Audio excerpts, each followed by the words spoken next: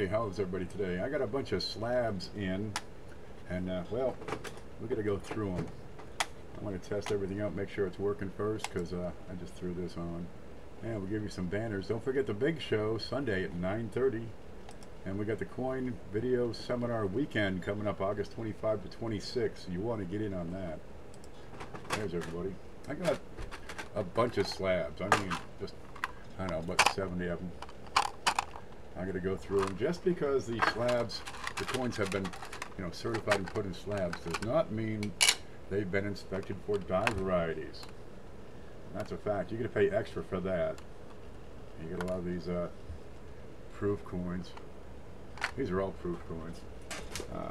Yeah, they have some die varieties on them, and I want to get in there and take a look, because you can find stuff on slabs. Jay Painter goes through them a lot. He's always finding something. Oh, let me try to set up my screen here. I'm a little screwed up. There's a scope. Oh, I don't need that bottom piece. Get a little dust here. Yeah, this is me just getting ready to look at coins. Where are you? Here we go. We got a box over here. We'll just go through. We'll start at one end, go to the other, I guess. Well, I got one in my hand. We'll play with that one. How's everybody today? We got Trey, Mallory, Paula Bloom. What did I win? I don't know yet. When they come in, oh, here's another one. There's slabs everywhere. It's nuts with the slabs. I got boxes of them. Where's the scope? There. We're gonna focus in. That looks pretty good. Like I was saying, just because they've been certified, right? This is a, what is that? PCGS, MS? No, Proof 69, Deep Cameo. Does not mean they've been inspected for die varieties. Not every collector and not every dealer works with die varieties. Right? They don't know what to look for, where to look. Maybe they don't have time to inspect every coin. That's where, I come in. And we find stuff all the time. Who's in here? We got Joe Durbin, Snakefoot, Jeff W., Chris Vellner. Yeah, bunches of people. Well, let's try the right side up. There we go. Okay, what are we looking for? Where's my pointy stick? I'm going to move that. We'll start a new pointy stick. Sharpen her up. Yeah, one good thing about the slabs, oh, no, that's not going to work. That was a shoddily constructed toothpick. Let me sharpen this piece up here. NGC and PCGS won't attribute anything unless you pay for it. That's right. That is absolutely right. So, you got a good coin, you send it in, it might be a double die. If you don't say, hey, look, it's a double die, they're not gonna look for it. Okay, what are we gonna look for? We're gonna look for, I like to check the points, right? The pointy bits where the lines aren't 90 degrees, because those are gonna show doubling a whole lot better and easier. I'm gonna look in around the center here, around the oak leaf, right? Especially around these, right in here, this is a perfect spot. This is the center of the coin, so if you got a class 9 double die, it would show up here. Now they get a whole lot smaller mintage on these things, so the chances of finding one are not that great.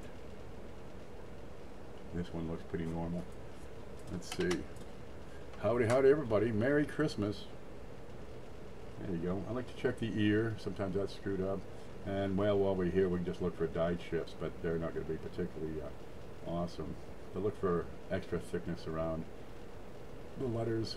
1989, that S was punched in by hand, so there's a chance of repunched mint marks. There you go. That's all it is. We're just looking. Check everything. Gosh, there is no real limit to what can be found, either in loose change, pocket change. What's this one? Silver. There we go. We got a 92 silver. Oh, we can't show it there. Home. Yeah, these are all Proof 69s. Deep Cam. Real shiners. I'll give them a quick glance, but I haven't gone through them yet. So, now's the time to go through them. 92, so we know the mint mark is not going to be repunched. It was not punched in by hand. But you see the issue you have with the slabs and trying to get good photos. That light interference is always going to be a hassle. Plus, on the proofs, it's all it's compounded all the more with the that deep mirror finish. We'll give them a glance. We got about 50, 60 of them to play with. Who's in here? We got Hoogie saying hi to Paula. We got Fire Cajun saying hi to everybody. Snakefoot saying hi to Cajun. Let's try this. Okay, and I want to get in around that center in particular. That box of baseball cards I bought at semi-local online auction is bigger than I thought. Dude, you can do a lot with baseball cards. My sister went out with this guy. I don't know which one, number 50, number 52, one of them. And he was a baseball card guy. He had picked up like a trailer load of the darn things, and he was selling them off little by little.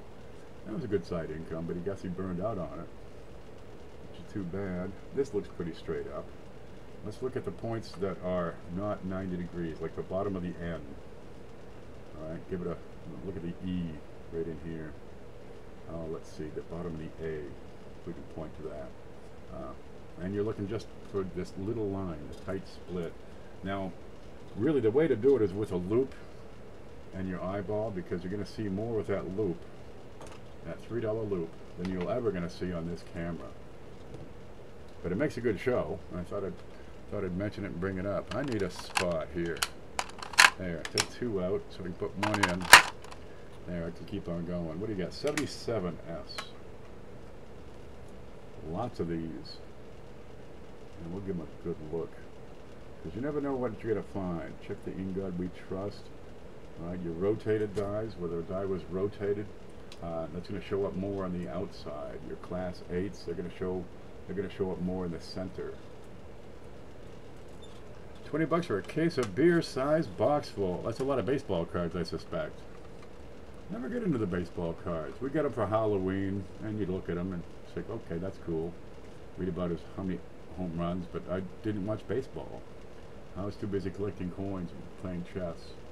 State champs, though, on the chess team. Let's see, that looks pretty right. Yeah, keep on going. So we got a pile of these to get through. There's mostly dimes in this batch. I like to pick stuff up, you know, for a good price. And sometimes the best way to do it is just buy, you know, a bunch of them. And I get to pick through them. I'll sell them off and I'll probably make about $1.50 on each one, perhaps. Not a whole lot. What do you got going on here? Just a couple of polishing marks, perhaps? Right down there at the base, we got these two little lines. If they're die cracks, it's really not a tremendous die crack there. I want to see doubling is what I want to find. They're in pretty good shape, you know, for proof 69s. Check those dots. The dots are a really good spot. If they're distended, they're going to look like jelly beans, right, or kidney beans, or ovals, or moons, or they're going to pick up an odd shape pretty quickly and easily. You might trade them to Amanda for brittle. Man, I'm hearing good stuff about her brittle. She might want to start a company. This is the issue I have with the slabs. They cross over a lot of the stuff you want to see sometimes. 1980S, and that is a type. No, it's not a type 1 and 2. That's a regular LS for 1980. 79 has a types 1 and 2. There's the ear. Looks good. Good surface. Let's have a look up back here. Anything? Not really. For the most part, they're going to be pretty normal. Die varieties are few and far between. When you find one, you usually got a good keeper. Blues is here. You see what Blues sent in? We had a show last night. We opened up his box. It was a big box. Look, we got a red book, 2019. We're going to pass that out one day. And we got a silver eagle. It's been colorized. Some little old lady with a fine paintbrush got to work on that. That's a silver eagle. So you want to be here for the big show. To win the book, we'll have to have a, meet some landmark or something. John Francis is here. Good to see you. That's a new name. Okay, what we do on this channel, we just look at coins. Where'd my scope go? There we go. We talk about coins. We tell you what you can see and do, and how to work with them, how to handle them. That's a normal looking date. Kind of a fat 3 on those. And lots of stuff to learn. We have a coin class every Saturday. Well, almost every Saturday. Sometimes I sleep in. We had a big show on Sunday where we give away a lot of coins, and some winner's going to take away everything we got. And we'll probably throw one of these in there. That looks pretty normal here. See the shape on these? They're in pretty darn good shape. Nice and clean. Ken, I'm at work. Get back to work. What are you doing? We're looking at pennies. Well, no, today we're looking at dimes. There's pennies, there's dimes, there's a few pennies. A lot of nickels. I got like, I don't know, 25, 30 nickels in this batch. And a few quarters, not too many. And we're just giving it the once over. Way to be, Blues. Listen to it at work today. Yeah, lots of stuff. We got a bunch of rolls. I'm really eager. I think I might take one of these rolls and open it up. What do we got? 2017 Ds and Ps. And the focus there would not be so much for dime varieties, but picking out the best coin out of that roll. That would be something to talk about. Did we look at the back yet? Let's flip it over.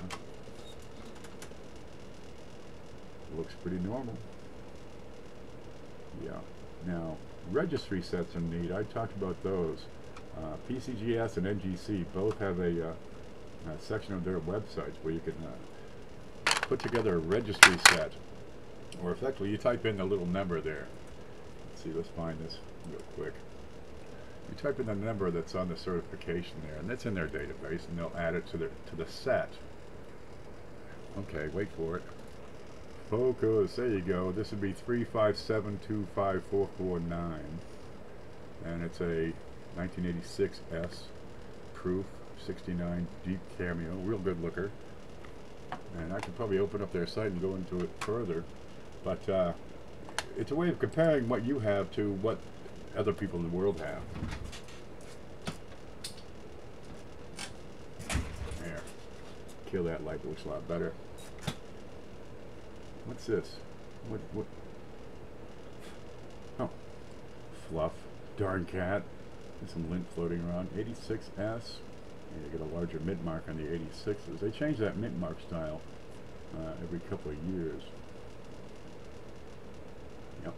Now you see the two shadows. You see two images right here.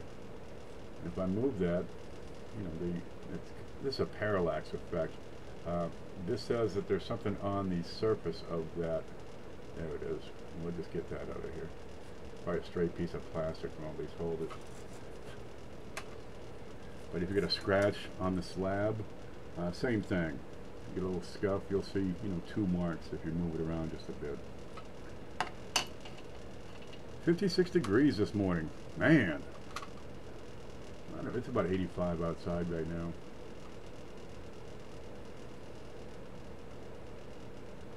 Been nice and cool. Been raining like nuts for the past month. Just rain, rain, rain. The river's up to about 55 feet, which is nice. It actually has flow now. We're kind of low level around here in North Florida. And that river, geez, it drains out quick. This is all sand. The whole darn state's a big sandbar. So drainage, whew, everything just flows out to sea. 1987S. Good looking date. And so that river, it's the Swanee River up here. You've heard the song. Yeah, I'm way down on the Swanee River. We get a lot of rain. It'll be, you know, 50, 60, 70, 80 feet. It can vary 20 feet in a couple of days. That's a big rise. And it'll drop down sometimes like 51 feet. And you're looking at rocks, you know, a piece of limestone on the riverbed. All the sand has been washed away. It's just the riverbed left. But geez, that river, good couple of days of rain and it'll grow 20 feet. Just be a raging torrent. Kind of neat. It's been 84 feet, and at 84 feet 3 inches it comes into the garage. Well, it was 84 feet 3 inches a couple of years ago. One more inch would have gone in the garage. Take another 3 feet to get in the house. Poor lady next door, her whole front yard was flooded over. There's a 76S. Now getting those cameos before 76, where is it? Decam. Getting those cameos before 77, that's the trick. that's good can. Because the way the Mint changed their production methods, from 77 onward, they really got the cameo figured out.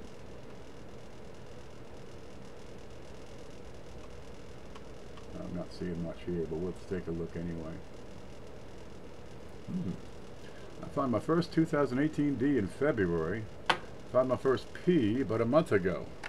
I'm gonna guess you're out west. Yep. Now Blues sent some coins. What do we got here? We got whole rolls of 2018 D. There. You can't get these on the East Coast. They're pretty nice. You can't get the P's out on the West Coast. It takes months to get them. So people say, geez, I got skunked on a box. All brand new pennies. Yeah, people will pay for them. You know, they'll take 10 rolls at a time or something, 5 rolls at a time. So you put together some volume, and you know it makes up for the shipping that's involved, because they get pretty heavy. What's this one? 93S.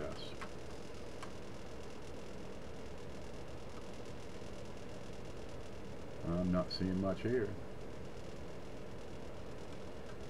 Still haven't found a 2018 plain date sent. I've gone through a lot of boxes this year. They're out there, man. They show up. See the double lines? That's a scratch on the plastic, or hair on the plastic. Where's my pointer? Okay. Oh, that's a bit of debris. God knows what. Anything here? Looks about right. Now it's hard to see if there's splits at the edges, at these corners, right? I look for different shapes, different sizes. You go through the same coin 1,000 times, you're going to be able to pick it out a whole lot easier. 95, here we go.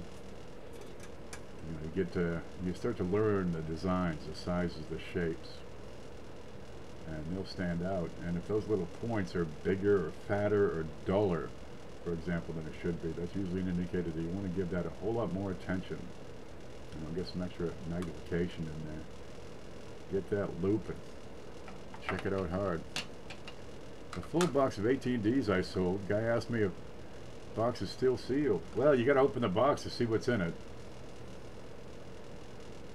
Yeah. But you get a whole box of fresh rolls. Yeah, there's a market for them, and you can pick up a few bucks.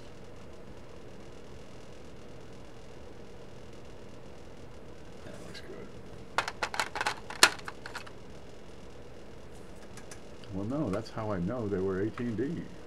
Some people. Yeah, how do you know what's in there if you don't open it? Inspect everything. I mean, you open a few rolls out of a box and they're all the same. You can pretty much assume that, you know, after statistical sampling, that whole box is the same. Now, look at the boxes, they get the holes in them, and that's a neat way to tell. And they're all brand new, shiny. You get 10 boxes out at the same time. Okay, you just got a load of new ones. How many of those new coins do you keep? Well, at least one. Keep one for your collection, so you keep extending your collection. Keep a few more, because you might want a few more. Do you keep a couple of rolls, perhaps? Sure, rolls are handy. Cost you 50 cents a roll. That looks kind of thin on that mint mark.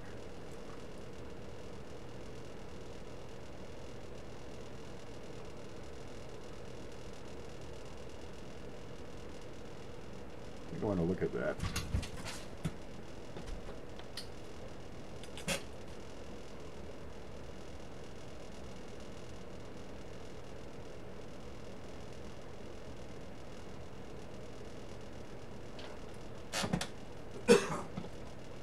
I think it's just a little softer on the strike.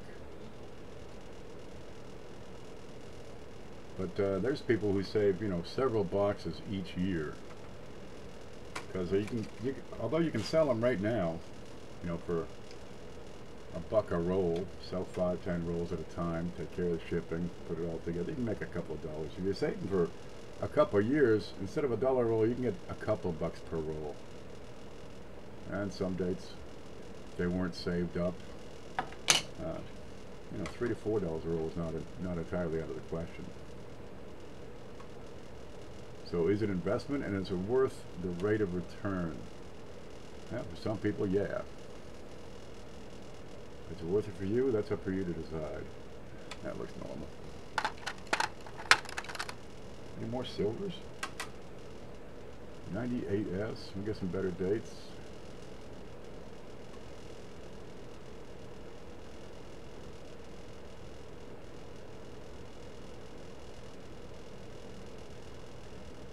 Yeah, but it takes some space once you start saving a few boxes per year. Starts taking up some space, and you get into quality of the environment they're being stored in. Okay, I want to look at what's going on at the bottom of that torch there, over on the right side of that torch.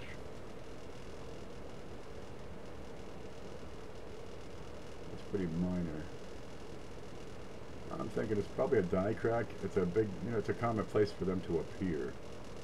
You see it coming out, going towards down towards 4 o'clock. Right here. If I can. Where's it? Come on. Okay, that's as much as I can focus. There's a gap between the coin and the toothpick, so the toothpick won't show up. That's probably just a little die crack, and it's inconsequential. You take notice of it, but you'll find over time, experience will tell you if they're worth anything. There's black steel. Black steel, we're giving away your coin one day. We're gonna have we got a coin video seminar coming up. A bunch of people are gonna be live streaming for 2 days straight, and we're having some giveaways. Let's see, let's go home. Now, Black Steel Reserve had sent in a coin. Oh, it's gorgeous. You gotta see this. We got a Canadian maple leaf. There we go. And that's a 1 ounce silver dollar. What is it, a dollar? It's a, no, $5. That's $5 Canadian. There she is, Lizzie. And if that'll focus, I'll be really happy. $5, 2018. And that's slabbed by PCGS as well. And that's MS69, real good shape. They don't get much better. 18D leveled out with 48 per box, and 18P are at 55 to 60 with extra for ship. 55, that's a buck a roll plus shipping, easily. Take off your 3% for PayPal, 10% for eBay. You know, you're still left with what, 20 bucks for yourself? That's not a bad haul. Where we go? So here's that maple leaf. You got to check out the fields. All the fields around that coin have this ribbing throughout these radial decor. That's a good looking piece, and that's fine silver, 0.9999, pretty much pure silver. And I think NASA might want more purity, but that'd be the only place. And I'm going to have a live stream during the video seminar weekend. We'll have lots of little coin class, and we're going to give this thing away to somebody. Some lucky viewer is going to win this thing. Geez, Black Steel might get it back. You never know. You can win. Yeah, that's a good looking piece. Can't say the same for Lizzie. Where is it? 5? Yeah, that's a $5 coin. Yeah, and that's mint state. That's pretty well polished for mint state grade. There it is. I can hold that up. It's a peach. That's what you call a peach. And we thank Black Steel Reserve for sending that in. So you might want to get over and, you know, give them a subscribe and a like and a thumbs up and see what's going on. He does coin roll hunting, talks about coins. What's the date on that? It's half covered. It's a 99S. 99. But the slab itself holds the coin, and to do that, well, it's got to touch it somewhere, and that's what it does. But here, at least you can see the edge. I'm going to zoom out just a bit. I'm a little close here.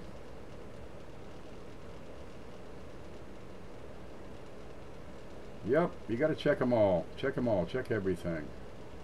There seems to be a speck on the coin. See, there's no secondary image. So that's inside the slab. I got 2 boxes of 2018. I'm sending back to the bank. Have you been listening? You can, you know, you could probably pick up 50 bucks a box plus shipping. Pick up a few bucks. Let the hobby take care of itself that way. Because people on the West Coast can't get those peas. Is that lint?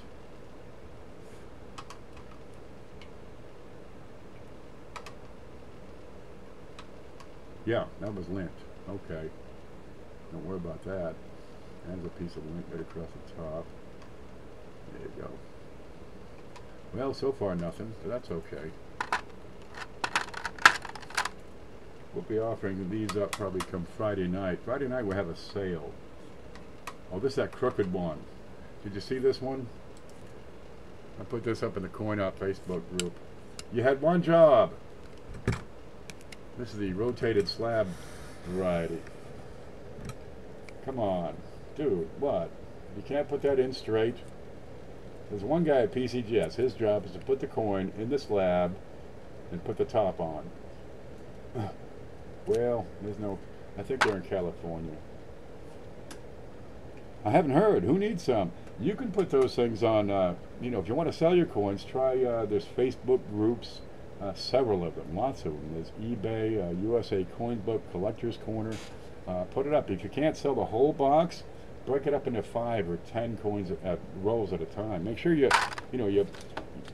hold them well. Put them in a bag, right, and then put tape around it so it's like a brick. You don't want these things to roll around. If you got the box, oh, there you go. Medium flat rate box. That's what they look like, of course. $7.50 shipping, something like that. Tape it. Get some packing tape and tape it, because you put a few rolls in there. Here's packing tape. It's $1 at the dollar store, right? It'll hold you for a while. And tape it around around the whole side, around the whole length of it. Right? Go around the edges in all directions. Hit all 3 dimensions. Run down the center to hold it, because the cardboard doesn't have a whole lot of strength for bursting. Let me kill that. And if you drop a box that contains, 10 rolls of pennies, that's a lot of meat trying to come out of that box.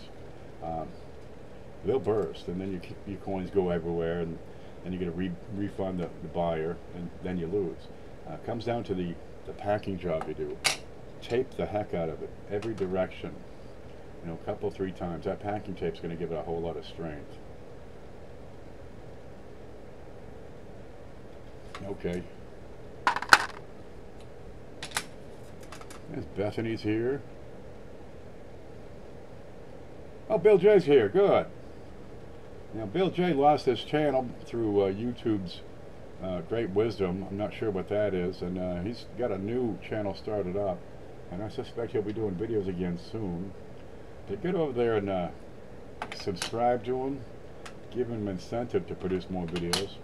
Bill's a big supporter of the show here, especially the big show. He's got a pile of coins here. We just put them out a couple at a time. But he's been adding to the big show for, I don't know, 5-6 months.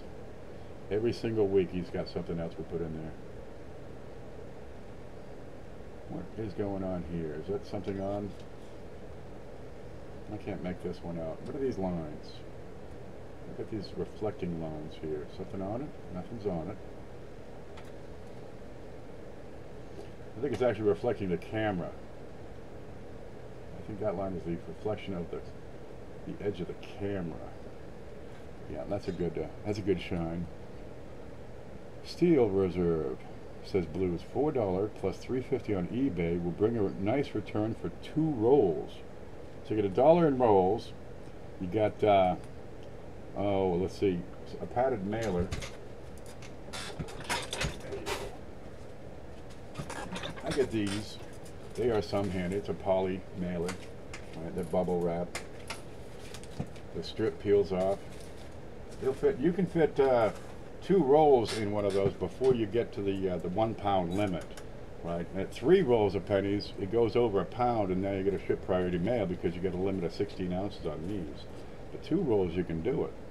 So you get $1 into it plus the what are these? I paid 10 cents, 27 bucks for 250. You need shipping label. You can always, this works. That'll work. That'll get you home. You know, and put your pennies in there. You grab bags. There you go. I'll get these bags. They're pretty cheap. You go to the paper goods store, a restaurant supply, and you can get Ziploc bags. I'll put here. There you go. You get these at Walmart. They work great. Put a couple of rows in there and wrap it tight. Put some tape around that so you got a solid piece. And then it doesn't, you know, slide around, bounce around. You can put a piece of cardboard in there. I do that to stiffen it up. Have I got one here? Probably. They keep it stiff. A couple of pieces. It'll cost you, you know, $3 to $4 to ship it. You got $1 for the pennies, 15 cents for the packaging. And what if you get $4, $3.50 shipping? Okay, yeah, you're gonna pick up a couple of bucks. Did you say hi to Bethany? Hi to Bethany. Yes, I said hi to Bethany. She said hi, Mom. You said hi, daughter. Let me see. Let me see. Yep, she likes the video. You like the haircut? Thanks. I did it myself.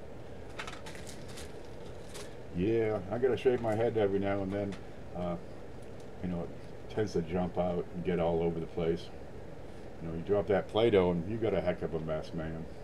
I need to sweep this corner out. I broke my I got a little shelf I've had over here. Just fiberboard, you know, particle board. Not really. It's like grain stocks, that stuff, with resin. That's how they make it. Let me fix some things here. Come on. Yeah, computer's lagging up on me. Well, I put one final package on that shelf and it gave out, just broke right down. So I'll haul that out, threw it in the dooryard. I suppose I have to clean that up. That looks pretty solid. And one more in this box. So I got to build another shelf or something. I got plenty of plywood out the barn. Yeah, canoe drill. Couple of screws, couple of pieces of wood. Little putty, little paint. I'll get that shelf replaced. Now that looks kind of odd. See the dot here? Okay, we got a lot of mirror going on, but that dot doesn't quite look round to me. It looks more like an oval. Okay, is it lighting? Is it a lighting effect? Because we're looking through a piece of plastic. Let's keep looking at this. If you see something, keep digging. That looks fairly normal. One way to tell is the way this camera has 8 lights on it. Let me turn that down. There you go. You get a ring of 8 lights on that camera. So when you shine that, it's turned on. You got all these lights. Shine that on a mirror-like coin. You see the little dot there beside unum? In the right position, it's going to reflect those lights all around. So that looks kind of normal. That first one, though, that doesn't quite look kind of normal. So this is the little nuances you pick up. I'm going to give that first dot and the devices nearby a look under the loop. See what I can see.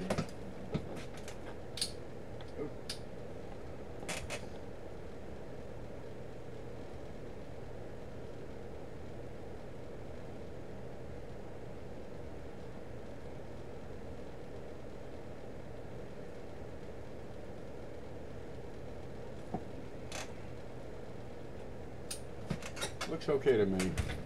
There's a little polish mark that goes through it. Where'd it go? A little polishing line that goes through it in that direction. We can pick that up. That might be what's causing it to look a little misshapen. But under the loop it looks right on. Ooh, we're collapsing over here. Okay, that's that one. Next box. Let the lid go. Yep. Set that down here. Grab another one. I wonder what's in this box. She left blues. I'm sorry to hear that, Blues. But she said hi. Ken, do you have a complete set of the proof dimes and slabs? Let me take a look right quick here. What have we got for dimes? Hello, wake up. Spreadsheet. Okay, PS, MS. For dimes right now, let's see, 76, 7, 8, 9. No 79 type 2. 80, 81. No 81 type 2. I don't have an 82, I think.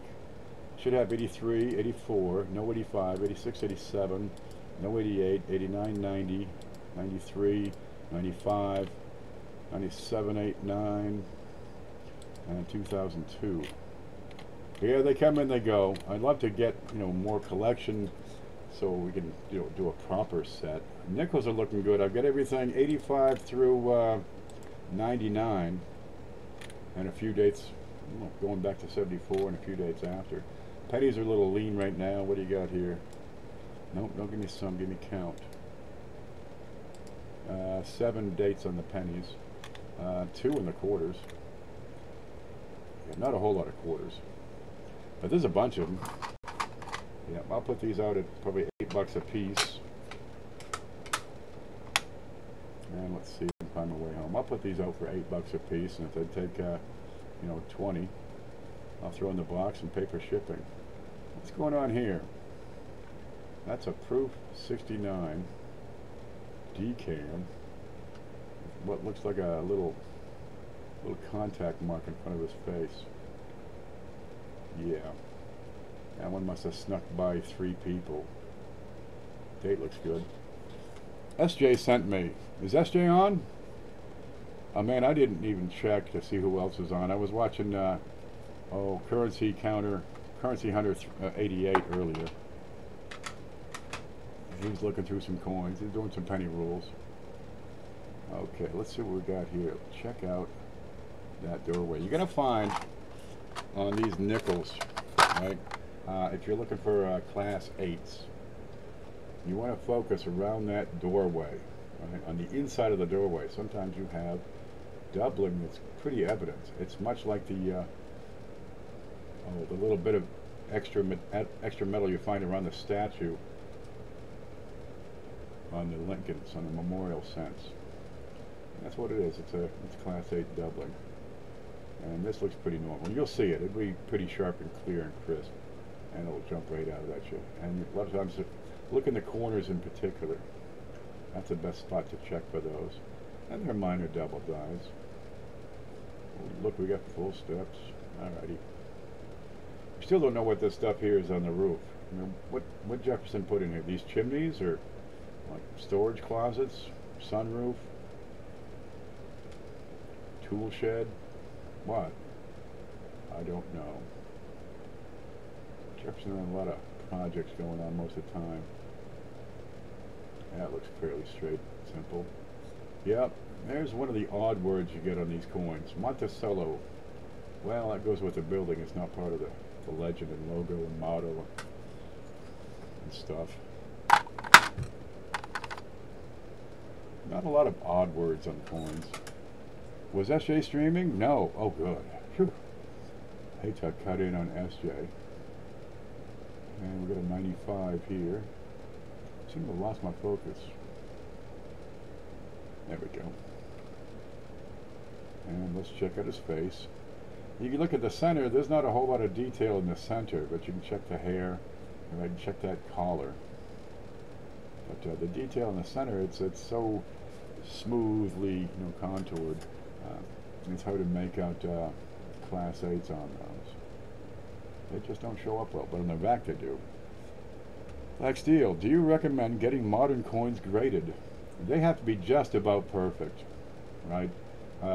If you're looking at circulated coins, they got to be, tip top. And really, I'll open one of these rolls at Blue Set, so we can put, one in each package for the rest of the year, and we'll look at, try to find the most perfect coin we can. But it doesn't take much to knock them down. A couple of contact marks, and you're already an MS64, right? You got this issue with spots. Geez, the rinse spots. Those coins are electroplated, and that's that plating process. Well, they got to rinse the electrolytes off of the darn things, and you end up with these spots all over those coins. You've seen them; they're just spotty as hell. Little black spots all over them. You don't get them on the penny, on the nickel, dime, quarter, and half. What's that? What is that? piece of lint on top. I'm going to look inside there. So getting these clean coins is another issue. I want to see what that is. Let me turn around.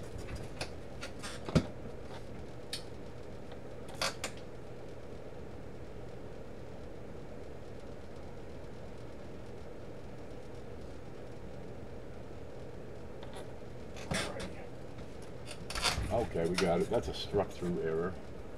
And we'll zoom out and take a look at that. But if you don't have the top grade, right, sometimes MS67 might be the top grade for a date.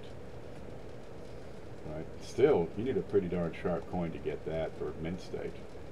Yeah, and that is a struck-through error right there. Pretty darn minor. You get them on all coins. Not every single coin, but you get them a lot. And they show up well on proof strikes. Just a bit of debris was in there when they slammed it together. Maybe a piece of hair, guy was eating a sandwich, some crumbs jumped in.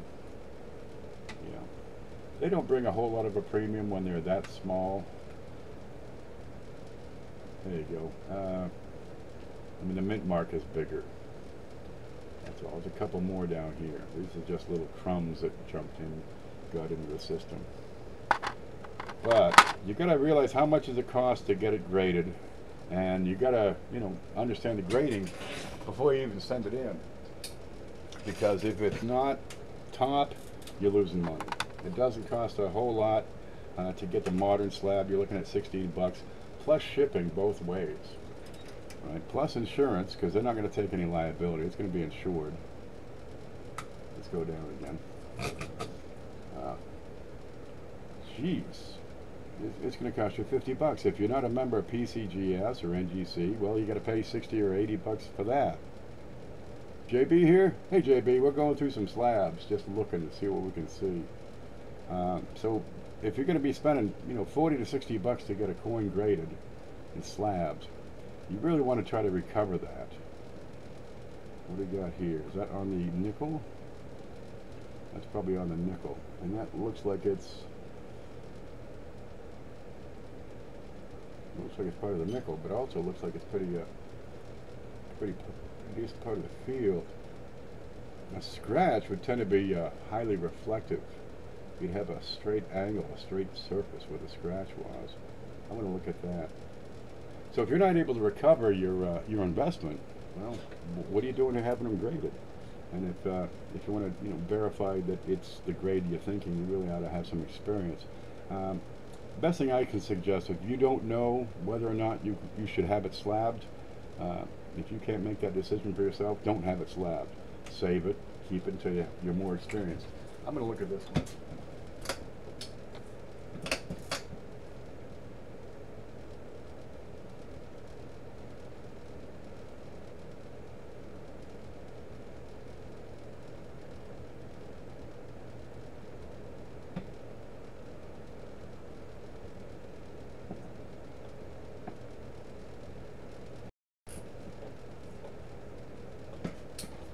There you go. That seems to be a little tiny contact mark, just very fine. That's what that mark seems to be. It hardly shows. But the way this camera picks it up, it exacerbates the size of it. It's a hairline. So moderns, I don't typically send coins off to be graded because, well, I can grade it pretty accurately myself. And I'm pretty confident in that. So, am I going to sell it and make a profit? Geez, does certifying a coin add value to the coin? Maybe a little, because they do have a guarantee on their product, in their accuracy. Back looks pretty good.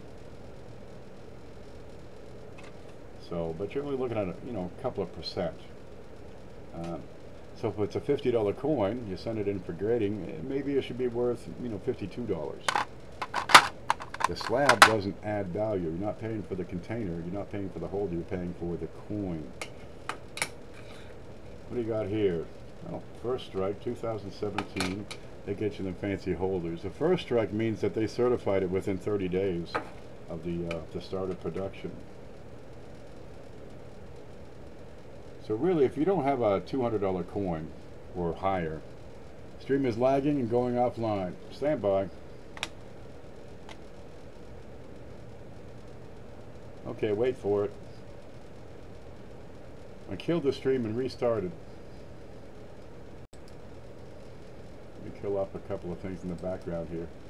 Yeah, I killed the stream and restarted, so that might help. I'm back to green line. Okay, good.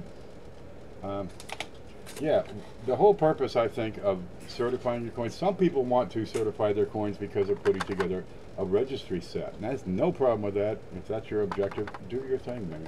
But if you want to market the product for a profit, it's an additional cost you're incurring. Do you gain value from it? Hey, Beth, how are you? Paula says, I'm seeing more and more collectors who prefer raw coins. The whole purpose of certification, the whole idea behind that when it started back in the 80s, was to promote sight unseen trading. It was expensive back then to take photos, print up a catalog, and mail it to however many people. So unless the coins were, you know, $1,000 coins, it just wasn't worth it to take the photos, print up all these flyers and catalogs, and mail them to thousands of people. And I bet you that's another struck through right there. Let's touch the surface. Anything there? With my finger. Okay, that's inside. It's not outside. It's probably on the coin. That's probably just a little bit of metal.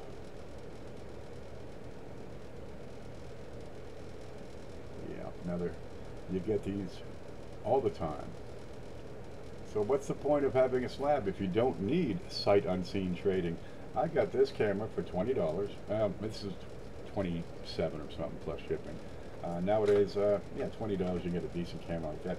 Telephones. Everybody has a cell phone that'll take photos like this, just as good. Sometimes better. My nephew's got one of those iPhone 10s or whatever the heck it is, and you know he can pick out the nose hairs in Jefferson Nichols. I'm going to look at that spot up there, brother. Thank God.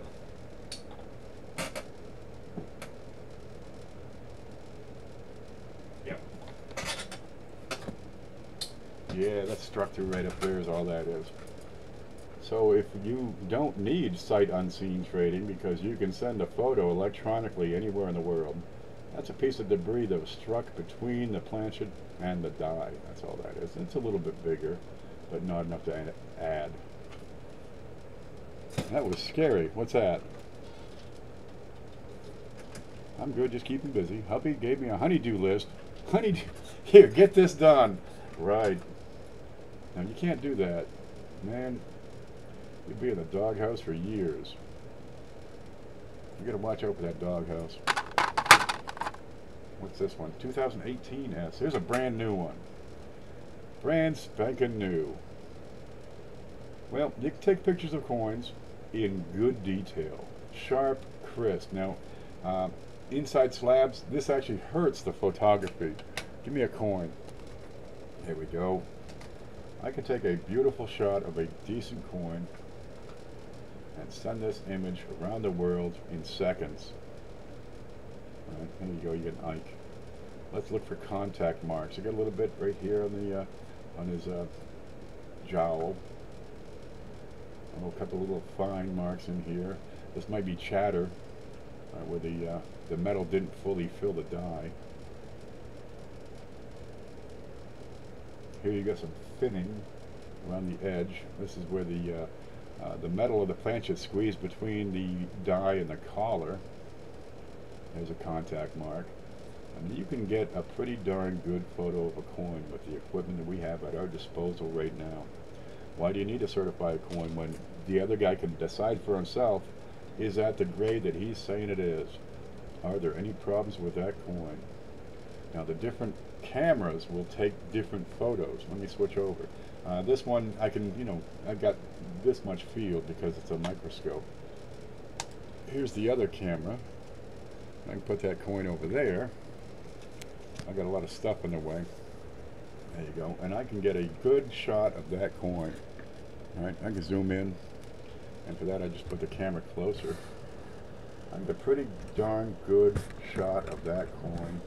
Clear, crisp, in focus. There you go. I can show you the luster on that coin. Okay, time to move some stuff. I can show you the luster on that. I got good cartwheels. Alright, I can flip it over, look at the other side. You can ask questions live. Hey, can you show me the inside of the 9 on the date? Sure. Can you show me the mint mark in good detail? There it is. And here, geez, that's pretty darn good for putting that photo across the world pretty quick. Sub you, Bill J. Oh, sub Bill J. So why do we need certified coins anymore? Is this why, do you think? Where'd it go? Is this why we have the new fancy slabs, the first strike? You got the black colors, signatures. Are they trying to promote the holder? Here we go. And we can look at that mint mark in all its glory here. There you go. That's a 1973S. Oh, and it's a silver. Good. And I can show the side of that right here. Just reached 100 subscribers. I'm thinking of a giveaway. I'm thinking. People love giveaways. There you go. There's your side. So that's a silver. Uncirculated. Pretty darn good shape. People love giveaways, but promote. I need a... That's better. I must have licked my finger and touched the camera. There you go. Seemed a little blurry. Yeah, people love giveaways. Promote it beforehand. Say 250 would be a good level for a giveaway. So you got between now and the next 150 subscribers to say, hey, we're going to have a giveaway. Come on in, and when we get there, you know, hype it up first. Because if you just have a giveaway for hitting 100, only 100 people are going to see it. The whole idea is to get the word out first so they come over and subscribe.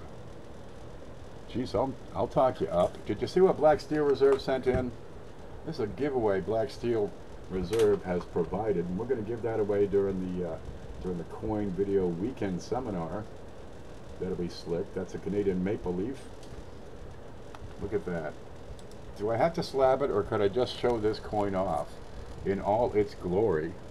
Because, dude, that is delicious. You know, I worked in restaurants for years, and I learned long ago, a good way to describe coins is the same way you would describe, say, a souffle, or a fine steak, or an elegant pasta dish. This is simply scrumptious, delicious. You can drool over this. Maybe not Lizzie. It is delectable. Describe coins as you would food. It's kind of neat. There's one back here on the desk, the spider. Let me find that. What did I do with it? It's got to be in one of these boxes.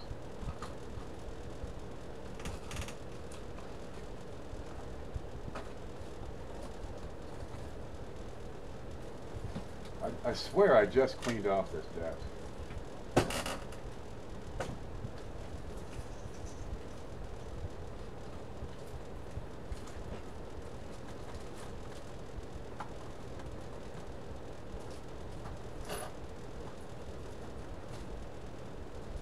I might not see that for a long time.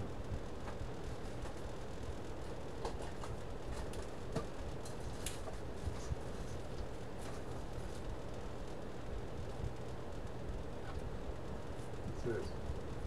That's neat. Oh, that's that thing. Okay. Uncle. What's that box? Oh, it's empty. Yeah, I got a nice spider coin here somewhere. I don't know where it went. It's an Australian funnel web spider. Paula sent one in for the big show. I was quite impressed with it, but I gave it away, so she sent another one. Maybe it's in here. No. I gotta find that. I gotta find that. Paula sent it. I better find it. It's a gorgeous coin. It's simply delicious. Scrumptious. Scrumptious. Oh, but I found this while I was looking, so we better take a look at that right now. Hey, Harold, how are you? Good to have you. No SJ. There's no SJ? No, gravity's going to reverse. Oh, I found this one. This is a neat story behind these. Where is it? This is a 1808 10 cash. It's the East India Trading Company, East India Company, and they were paying laborers in India way back in the day, right? Now the story goes, this entire shipment of coins went down on a ship off the eastern, near the coast, and a whole bunch of them got, you know, surfaced back up. They're in wonderful shape. There'd be a little, I don't know, a little shipwreck corrosion on them. This is a 10 cash. God only knows what they paid for it, or paid with it, or how long the guy had to work to earn one of these. But there it is. Great shape on this. It's a bit of history. There's more to the story, I'm sure. But it's a shipwreck coin. He's awesome, Paula, says Cindy. Thanks, Cindy. You're awesome. Alrighty. That's it. We can see the whole thing over here if I move this. Home. Let's put that in. That's the East India Company. It's not government money. It's government contractor money. The East India. You've heard of the East India Company. You ever see the movies with the pirates? You know, the currency of the realm is currency. Here's the back of that. So you got some, what is that, Urdu or Hindu script, and a little bit of English to make it right. Chris says the buffering is making Ken Peavy and max headroom. Let me see if I can fix that. I've got no drop frame, so it's not on the computer end. But out here in the woods, yeah, somebody's loading up cat videos up the street. I'm gonna monkey lion. Is that a monkey lion? No, just a lion. Two guys go into a bar with a giraffe, right? They go in, order drinks, and the giraffe lays down and takes a nap. Bartender comes over and says, "What's that giraffe lying there?" It's not a giraffe, it's a lion. No, wait. I screwed that up. It's not a lion. Oh, wait, let me step back here. I screwed this joke up. The bartender says, "What's that lion there?" The guy says, "That's not a lion, it's a giraffe. Look at the head." Oh, on the coin. It's one of them freaking flying monkeys from Wizard of Oz. I'm going to lose my shit. Look at the head of the lion. That's a weird looking lion. That?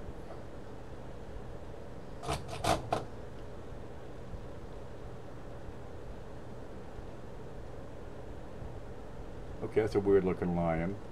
That's a weird looking lion. That's a nightly thing. Monkey? I think it's a lion. It got a little bit of wear on his nose, I think. Man, look at him stare at you. Oh, I go tomorrow at SJ. SJ's here. Looks like a monkey lion. There it is. I'll try not to screw that joke up. You'll probably hear it. It's the only joke I know.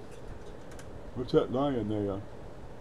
Monkey lion. Well, when's the last time you saw a lion with an opposable thumb grasping a flagpole? And this guy's doing the same thing over here with another flag. Okay. Wow, that's almost as bad as the claw-fisted rabbit grasshopper man. I gotta pull that one up. Oh, it's on the hard drive. Give me a minute here. I have to unplug this camera, so that'll stop. I'll plug that one in. Wait for it. And I gotta pull up. Okay, it's gonna recognize the hard drive. Hello, which it does not want to seem to do. There it comes. I'll tell you what, I'm going to take a break for a couple of minutes. I've got to go water the cat. Oh, in the reading room. Well, this thing tried to load itself up and find its way. I'll let you guys start.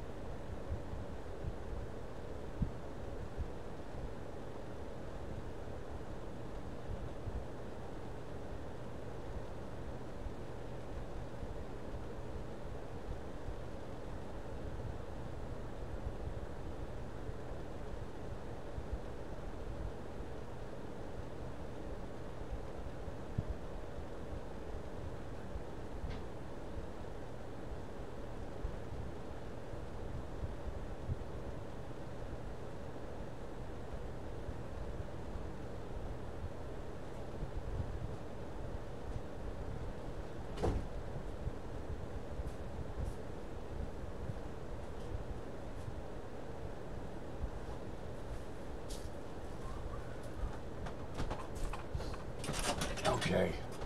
All right, I'm back. Wait for it. Let me see if this is working. Red line.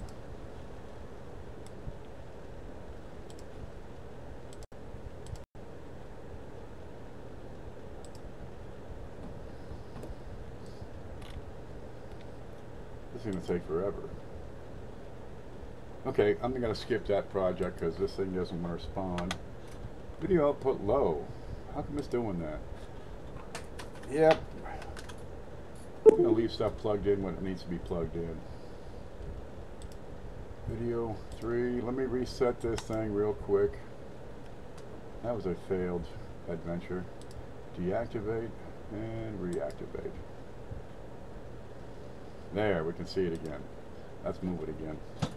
Speaking of baboons, red light special. I just fixed that. It was red line again. Let's see. Where's the screen? Here's the screen. So I got this little yellow line up here. Now that turns red, and it means you're not seeing me. So I'm yellow. That's good enough. Blue says, "I'll catch y'all later. Still got to mow the grass and get yourself a goat." Let's find my way back. Home. There's home. Adjust this. Yeah, my towel's falling again. Oh, Nuno, how are you? Good to see you. That's a primate I was trying to think of. Baboon. 99 red baboons, red baboons, red baboons.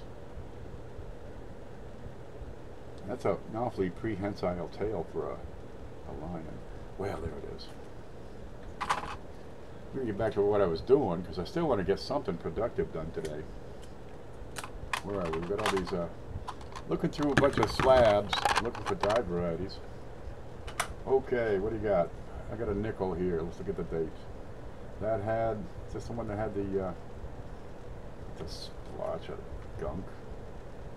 Yeah, that white top. That's on top. Yep. Okay. Enter the cloth. Yeah, that shines right up like a new dime. Look at the back. Look at the E. Look at the doorway. Doorway's sound. FS is good. Look at the doubling. Not seeing any hint of it. Okay, keep going. 2007. Windex. Yeah. Just a piece of cloth will take care of a lot of it.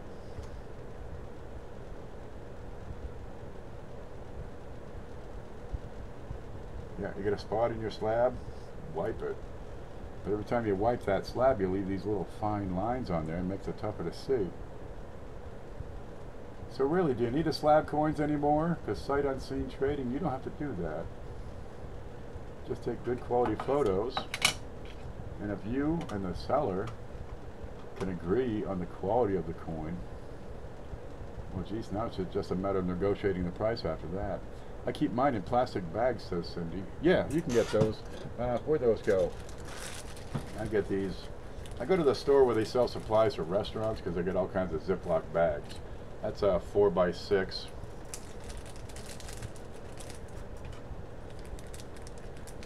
Drop in your slab. So now the slab protects the coin, but if you scratch up the slab, you can't see the coin. So protect your slab with just a film of plastic. It works great. Otherwise, I got these PCGS boxes. I got stacks of them. About $5 a piece. The shipping is the bear. So really, 2 for $10 and $7.50 shipping gets it there in 3 days. And they're pretty handy to store your slabs. They stack up and all. Get the gear.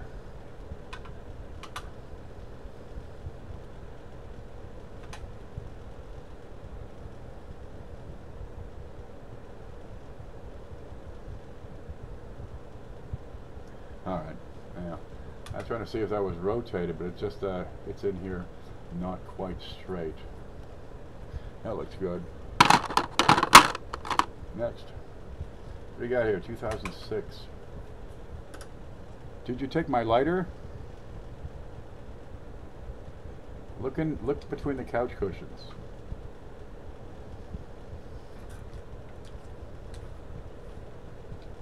There you go.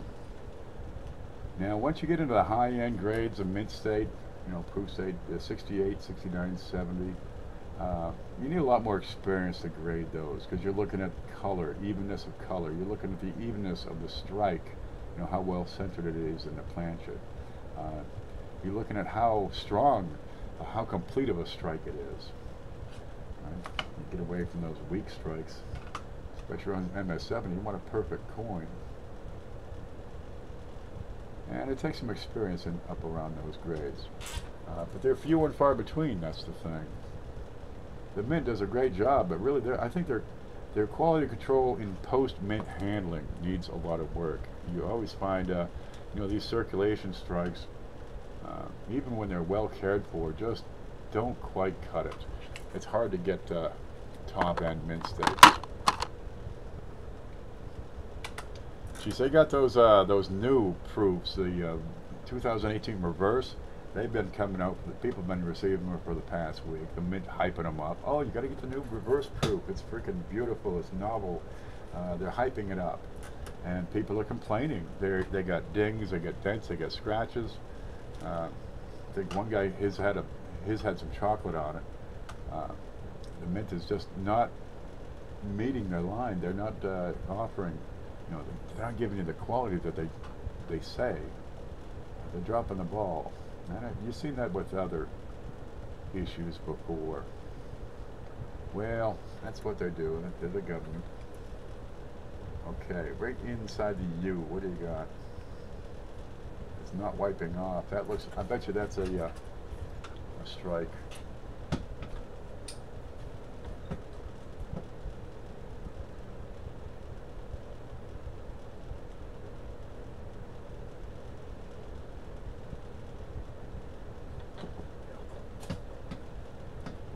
Yeah, that's a little strike through inside the U. Pretty darn small, but that's also a piece of lint inside the slab. Stop it, PCGS. Come on, you had one job. This one's a 2001. Let's see what we see. Anything? Looks pretty normal.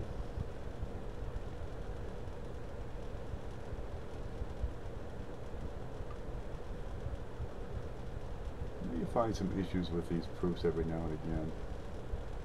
Really, the loop is going to show a whole lot more than this camera will. LOL, Paula, not already eaten. The chocolate? Yeah, guy got a proof set. It's got chocolate in there. You know, guy's eating like a Mars bar or something. Grabs the coin. Dude, what?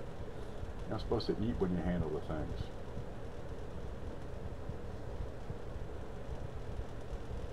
There you go. Now you get into circulated grade coins, and it's a lot easier to grade those. You can look for certain design elements that'll give away quite readily the grade of the coin. You know, on the Jeffersons, you'd be looking at his hair details, the high points, you know, right around in here. You'd be looking at his collar, the high points on the collar. You know, on the back, you're looking at the dome on Monticello. You're looking at the stairs on Monticello. And it's a whole lot easier to grade coins that are circulated. And you can do it by photograph. PCGS photo grade. Hold up your coin beside the screen and compare. Is it as good as this one or better? And then just keep going through until you find, okay, it's as good as that one, but not better than the next one. PCGS quality's gone down. The whole idea when they started was that they were going to jury the coins. Each coin would be looked at by 3 people, right? And you have a consensus. Well, the consensus is really the way to grade a coin, because it's subjective, and everybody has their own opinion. If it's your own coin, you tend to be, oh, that's XF easily. Oh yeah, and then the next guy you're selling it to says that's barely VF. Come on.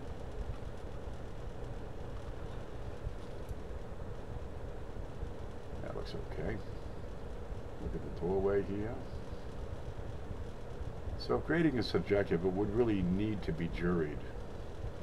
And you get these coins, you know, it's MS67, but he's got, you know, a slash across the forehead. You're going to tell me 3 people looked at that and 2 of them decided, yeah, it's MS67 and don't worry about the slash across his forehead? Okay, did they stop? Have their methods changed? Has it become volume? Move through a lot of coins because we get paid on how many coins? Well, there's always an incentive to become more efficient in your operation. But I've seen issues with these. I got one of these nickels is upside down. I hope to come across that soon enough. I mean, it's upside down in the slab. Really? You had one job. There's that dime that's crooked. Well, companies always change over time. Their quality will go up, it'll go down. What's going to hurt them is that they guarantee the product, they guarantee the grade. But you got to be a PCGS member to send your coin back and say, hey man, this is screwed up. Because if you got a coin, the grade is off. What is that? What is that? Oh, it's on. Okay. I think it might be in. You know, you got chocolate in there too. What's that?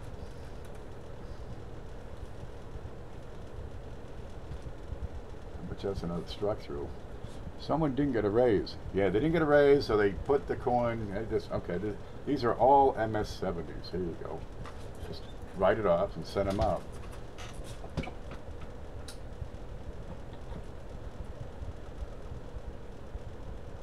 Yeah. Here's a guy at the mint didn't get a raise, so he didn't clean up, and you got this big gouge in the coin. That's a struck through error. Just a bit of debris. Probably a piece of a chocolate bar wrapper. Yeah. And you'll get those. Okay, and I'm at MS69. Yeah, that's probably the grade of the coin. Oh, where is it? It's up here. No, proof. 69 deep cameo. With a pretty good size struck through. It's almost the size of the digit. Once you get a struck through error the size of, you know, like the 9, now you're starting to pick up a little cash on that. Excuse me. Let me grab some coffee. Lee's here. Ricer's here. JB Coins is here. We just did a video about selling and grading coins, and you're in it. Man, I hope I did okay. Grading is subjective. And I get a company that's going to offer a guarantee on the grade on their coins, but, well, they have the issue that the people are going to be making errors, so you guarantee your product, right? And if you read read between the lines what they can do if you have a problem. Say your coin is graded at MS69, but really it's flawed. It's only MS67. They have several options. They can buy the coin from you, right, at market value, and they determine market value. They can refund the difference between the MS67 and the MS68 or whatever you have. They can replace it with a coin of the grade that it was said to be. Well, geez, that kind of gives them a whole lot of leeway. They want to take your coin. My grandfather gave me this coin. I'm attached to this coin. So can you actually get that guarantee? Yeah, kinda. You might not get the same. They might take your coin and give you a different one. They might buy it from you. Now you got no coin, but you get the money. JB, I'll have to get over there and watch that last show you just put out. JB's been putting out coin videos for what, 3-4 years. He's got thousands of them. When I started watching coin videos, I cut my teeth on him, Blue Ridge Silverhound, Coin Op. Lots of good information. You go through. JB talks about getting coins from other places, which is kind of neat. That one really struck me. You get your coin rolls from your local bank, and you're going to get, you know, the coins that are circulating around you, you know, probably within your state. You get them from somewhere else, you know, across the country. Grab those rolls. You're going to get different coins. On the East Coast, we got P mint marks. On the West Coast, you hear them complain, we can't get no P's. All we get is D's. They get a lot more S mints over there too. It does matter where you live. Well, it doesn't matter where you live. It matters where you get your coins. I'm going on a cruise this October. And I'm going to see what I can do to get out the boat and get some coins there. Yeah, we'll ship her out some Bahama coins. This looks pretty good. But grading is key. How much is your coin worth? It comes down to grade being the dominant factor, rarity being a dominant factor. There we go. Let me get these out of the way. That's 2 boxes down. There's the cover. Next.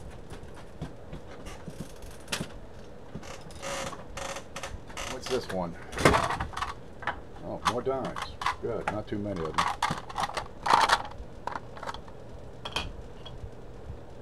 But then getting the value for that coin, right? You got a $50 coin. How much can you realistically sell that coin for? What do we got here? This is a 2010 Grand Canyon quarter. Oh, look. There's some quarters in there. Let's give that a look. Nice proof. Again, these are proof 69 decams. You got one coin, you want to sell the one coin, you're probably not going to get full retail value. Right? Depends on where you sell your coin, how you sell your coin. You're going to take it to a dealer, he ain't going to offer you much more than 60 to 70% of the book value. And he's going to use, he'll show you the price, but he's going to use the lowest price he can find, because you know, all these different price lists have different values. What's the date? 2010. You get that grainy look. This is done with a laser. They actually etch the surface of the coin, all the details, with a laser. They've been doing that since about 2010, so you get these this great graininess. Let's trade boxes. I got a great one right here. You'll love it. It's brown, 2 inches by 2 inches, right? Cardboard. It'll fit all your most valuable coins right there. That's a great box. What's in yours? Sheesh. Now you can sell the coins yourself, right? You got a good camera, you take a good photo. I really need to do a show on how to take decent photos, decent ones. And you can go to these Facebook groups and you can market your coin personally. And it takes a while to build a reputation. If you just have the one coin, yeah, it's going to be tough to get, you know, top dollar. What is that, a little man? Grand Canyon. There's a little man on your Grand Canyon quarter.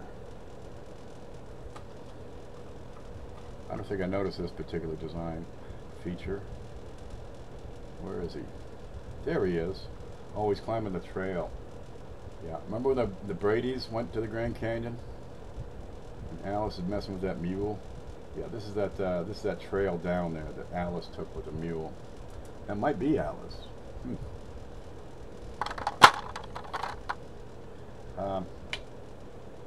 You got to build a rapport. If you want top dollar, you need to be, you know, active and build that rapport with the customers, so that they know, oh, this guy's, you know, he's top notch. He's going to give you what he's selling.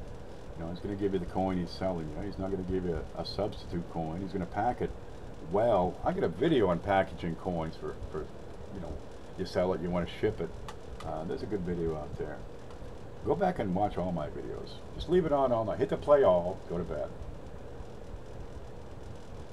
But how you package the coin, yeah, it matters a lot, because if it's not going to pack well and ship well, it might not even get to where it's going, and it's just going to hurt you if you're trying to be a you know, reputable seller.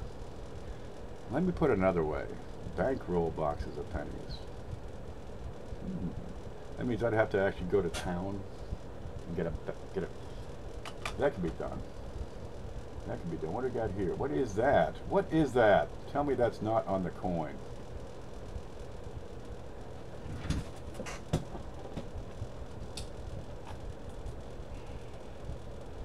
No. All right. Okay. That's a piece of lint inside the slab. You've got to be fooling me.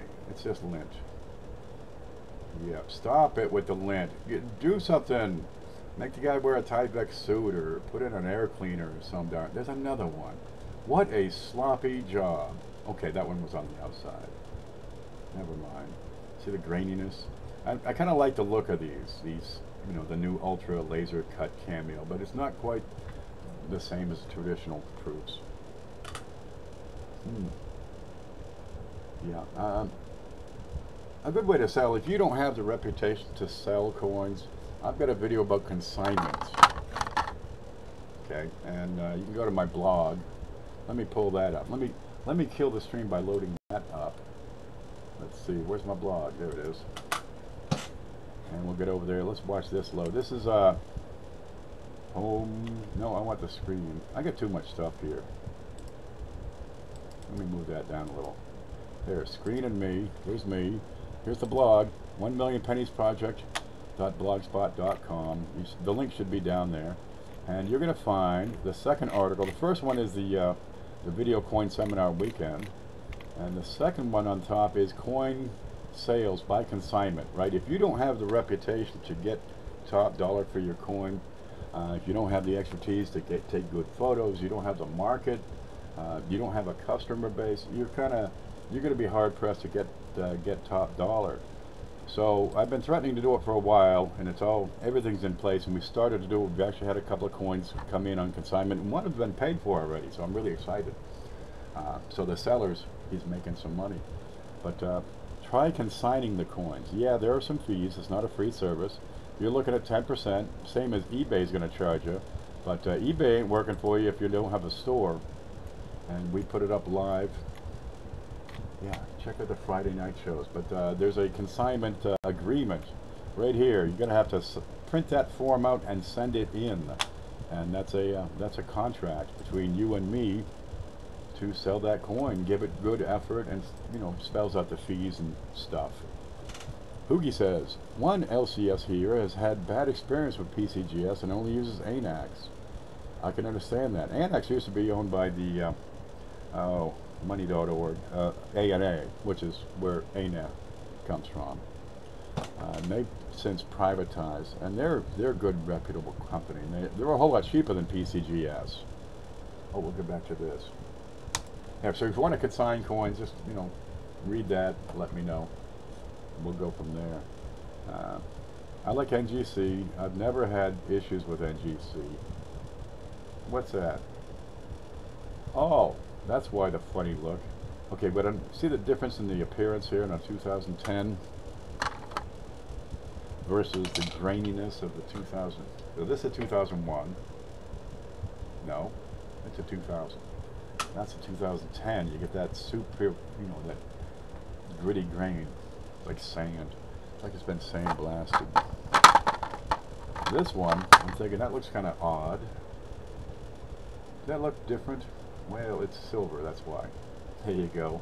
That's a Proof 69 2000S silver.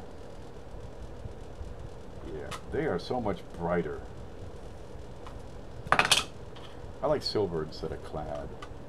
FDR is not handsome. Have you seen Mrs. FDR? She was a real nice lady, I'm sure. He must have liked her personality. She wasn't much to look at. But hey, have you seen that thing they got on the Canadian coins? There you go. Give me a good looking chick on a coin. Sadly lacking. I think the chick on the Filipino coins look pretty good, from a distance. That's a silver proof. Let's look down in those leaves. Is slabbing dead? Is there a future for slabbed coins? I think so, because a lot of people have lost the skills. Geez, where's that book you sent? Here we go. There you go. Here's a great. Hoogie sent this, and geez, I've been meaning to get this and the dance go put together and have another Coin Jeopardy and give one of these away. Give you a choice. You got these books. This photo grade out there. This PCGS photo grade, right? Powers and Marina Galleries have put up photo grade as a book. You got every issue of Coin with every grade, right? In good quality photos, color, glossy. Wonderful book. What's this? Is like a $40 book. Yeah. Superior book. This is done by Coin World. Getting experience with these coins and being able to grade them accurately is what it's all about. You kind of have to have a feel for it. Let me get that put up. And that's where, remember, activity breeds experience, and experience breeds competency. There are lots of tools out there you can use to better grade your coins accurately, but it still comes down to consensus of between you and the seller. Well, these certification companies, they're mostly accurate. There will be mistakes. Maybe they missed something. What's this one? Oh, wow. What do we got here? Silver, silver, silver, silver, and we got the new style, and we got the old style. See the top of the holder color? One's kind of a blue, and one's kind of a light blue. Well, no problem, no matter. Cheaper on Amazon, is it? God love Amazon. Well, you got to develop that skill to grade the coins accurately, and that comes down to experience, you know, just working with them, grading them, getting slapped because you're wrong, trying again. But if you don't have the experience, yeah, the consignment sales is the way to go, really. If you can't grade your coins accurately, how do you know whether it's worth it to submit them to a grading company? And if you do know the coins, you know that this coin is XF, why bother having it certified if you can tell that easily? What was that one? That's a 98. Did we look at it good enough to look for stuff? Check the ear. Let's check the angles and the letters. That looks okay. So if you can accurately grade your coins, why do you need a certification company? Well, there are buyers who will only take some coins because they're certified. Counterfeits, for example, fakes, they're out there. So, geez, that's one thing you do get. They will verify the genuinity, authenticity of the coin. That looks okay. What's that one? That one's silver? That's a 95 silver. That's like a $15 dime right there. Yep. Bye, John. You stay groovy, baby. Okay. Genuine. Is the coin genuine? You got a lot of stuff coming from AliExpress out of China, right? China, you can't fake Chinese coins, but if you want to make U.S. silver dollars, you know, Morgans, seeded halves, all that stuff, you can just print them up as fast as you can make them, ship them overseas, and sell them off. And it takes a keen eye to be able to understand the difference between genuine and authentic. Every coin, every date has specific markers associated with that date, with the dies that produce that coin. The design elements, yeah, they're pretty good, those fakes, but they're not that good. You got backyard, garage operations making these coins, and they do their homework, but they're not quite good enough. So we're still able to pick out the fakes and differentiate between genuine and authentic. And that's an advantage you get with the slabs. Okay, 1914D, some people only buy them if they're slabbed. And that's understandable. You get that extra guarantee that, hey, it is the right coin. One guy sent me one. I wonder if I can find that one. If it's not right here, I'm not going to search. Okay. What's that? No. One guy sent me a coin. Well, he sent me a few. And he wanted them, just inspected, give me his opinion. And I checked it out and weighed it, and measured it, and said, no, this is fake. It's, 12 or 13% underweight, but the diameter was too small by 3 millimeters. Impossible unless there's a problem with the collar. That coin was fake. So anyway, he sent it back, says, why don't you keep it and do a show?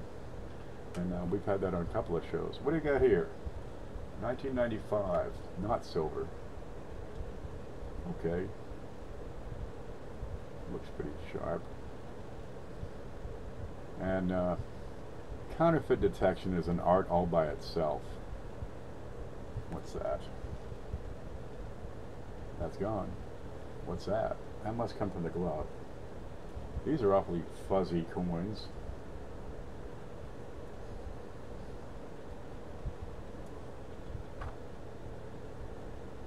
Now what's looking at?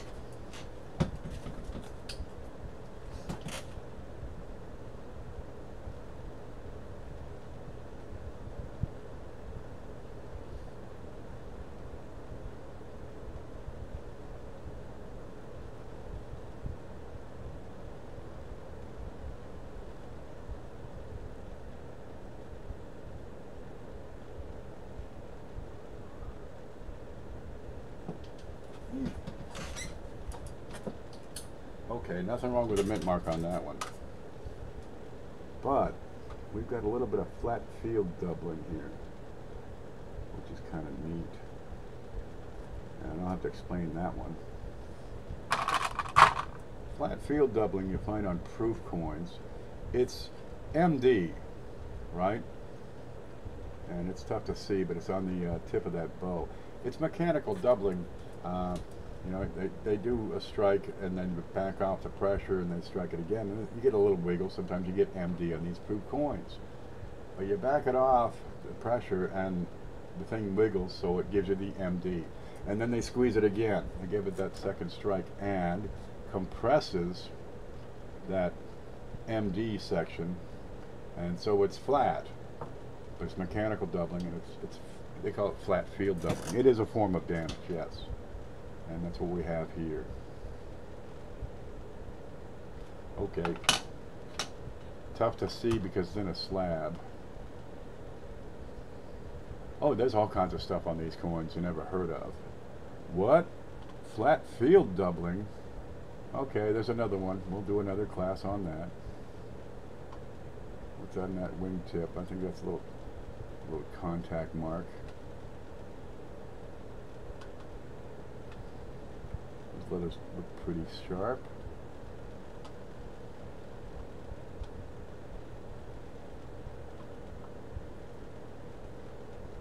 Oh man, you could spend your lifetime just studying these coins.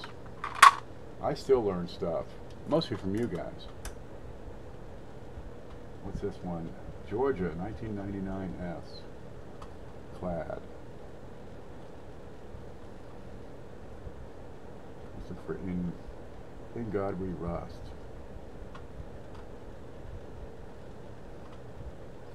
That's what the beauty of this, all these video channels comes out. Everybody contributes a little bit. And you can learn so much stuff. JB Coins, Blue Ridge Silverhound. A lot of these shows have great information. And piles of it. Piles and piles of it. I got 300 videos. Some of them are pretty good. I'm taking a couple off that just plain suck. Making a pizza. Everybody get over to Beth's house right now. She's having pizza. Which one is my... Okay, this is where I am. Guam. There you go. Another baseball card holder. They got the flags on these. What kind of pizza? Cheese and stuff. There you go. You get the grainy laser etched surface on a 2009. Looks good there. What is that? What's that mark beside the N? It's gone. A quick wipe. Fixed it. Oh, that's why. They got it upside down so the flag is up. That's Guam. There it is. Looks like a cup. I'm always impressed at how closely the Guam is shaped like a cup. You swear that was a cup. And then you got this other island. And then you got one island shaped just like a sailboat. Crazy stuff. And the Chamorro people. Okay. Don't see anything funny there. NGC will put a rice Aroni label on the new reverse proofs for a fee. You kidding? They'll slap your grandmother. You send her in and pay the price. There's this one they got. You've probably seen it. It's a nail. Somebody taken a nail, dropped it through the press, and minted a dime. You know, to squeeze it between a couple of dime dies. And PC just slabbed it as a dime. Really? You drop a 16D into a Sheila press and you get a dime? Well, what makes a coin? What I think partly should be the planchet. If you don't have a planchet, it's not really a coin. You get the design impression. Okay, that helps. You got legislative backing. That kind of helps. What's going on at the top of that A?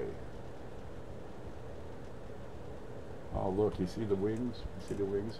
Get a little dye deterioration. There you go. If I can lean this back and forth. Yeah. And you see the little wings. Where are you? Right on the side of the M. If I catch the other side right, we might have some there. That's just metal flow will show up on the die. There it is. You get a little bit on the R. That's just the metal flow lines that leave deeper grooves around some of the devices. Okay.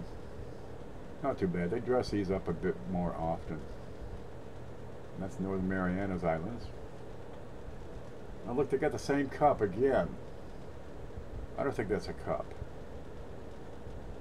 What is that? What is that thing? It's not a cup.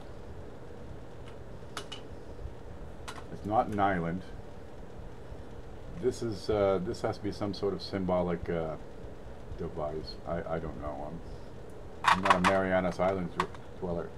Not from polishing the die. Before you polish the die, it's the reason for polishing the die.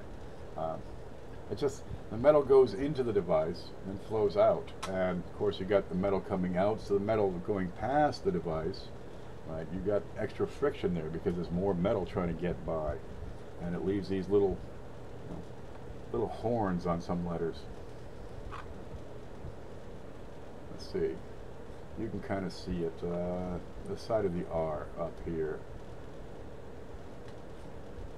If it wasn't a slab, it'd be a whole lot easier to show. But it neither adds nor detracts from the coin. It might keep it from being a 70, because they want to see a pretty darn good sharp strike.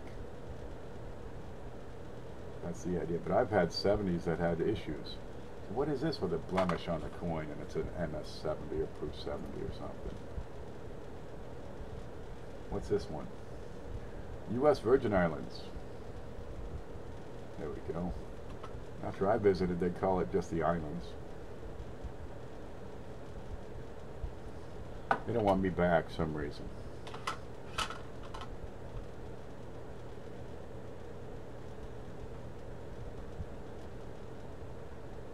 That's a spot. Not a very big one.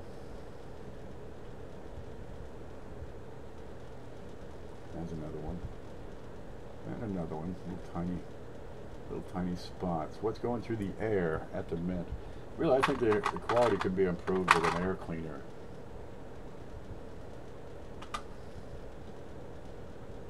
That's a spot on the slab. See the two, well, you get a spot over here on the slab. Okay, there, it's moving. And there was one, but now it's gone. And you look for a reflection. You got a spot and then a reflection of the spot.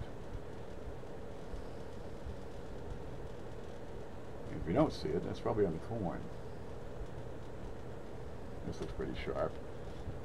Somebody sneezed on it. Yeah, I don't know, man. Could be me, the seller, the company who slabbed it, everybody who's handled it in the meantime, people walking through a store somewhere.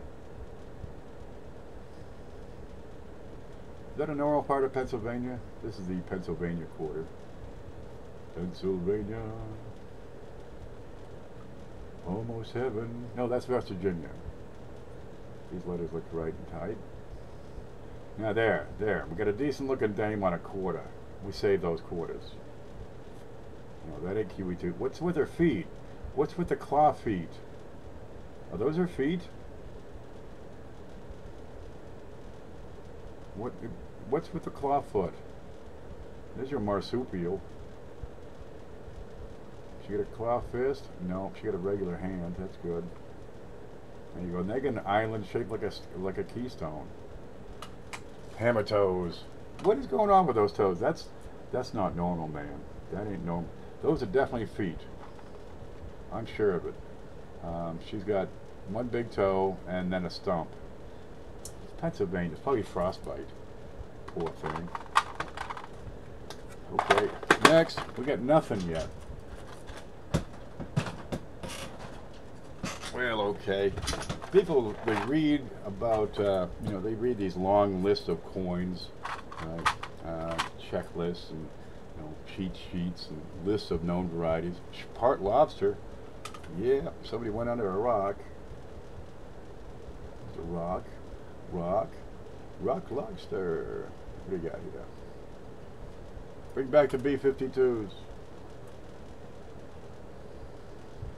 Well, they read these long lists and dive varieties, and it seems, since you're exposed to so many potential varieties, it seems like you could just scoop up a handful of change and just pick out the dive varieties.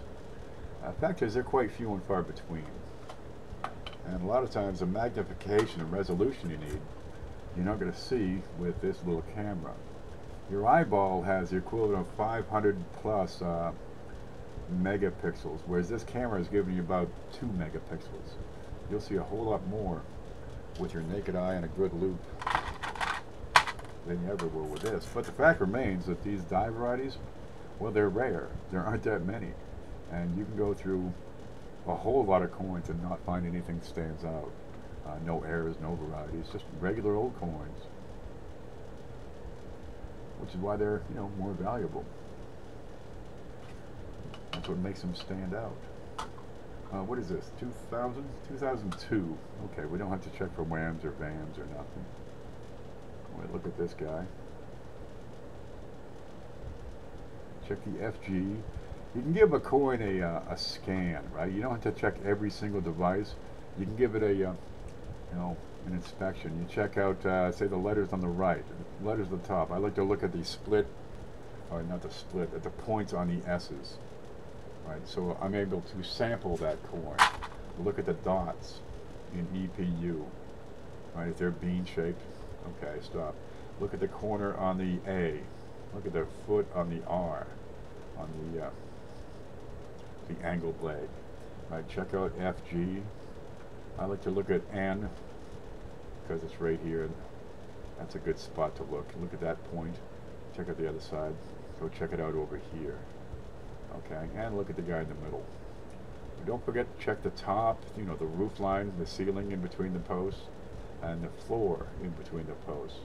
And a lot of times 90s are big for this. You get extra columns, mostly on the right side. So look inside the bays. And you can sample that coin. It makes it faster to check the dive varieties. You don't have to check every single detail. And over time, you'll learn your own way.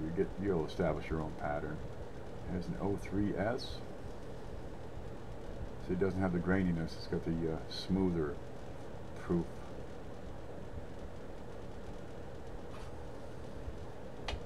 There you go. Check how sharp the. Yeah, you got good stayers in here.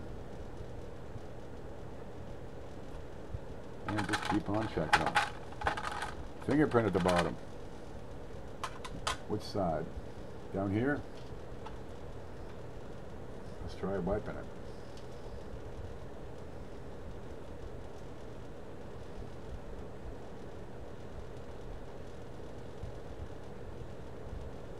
I don't see a fingerprint.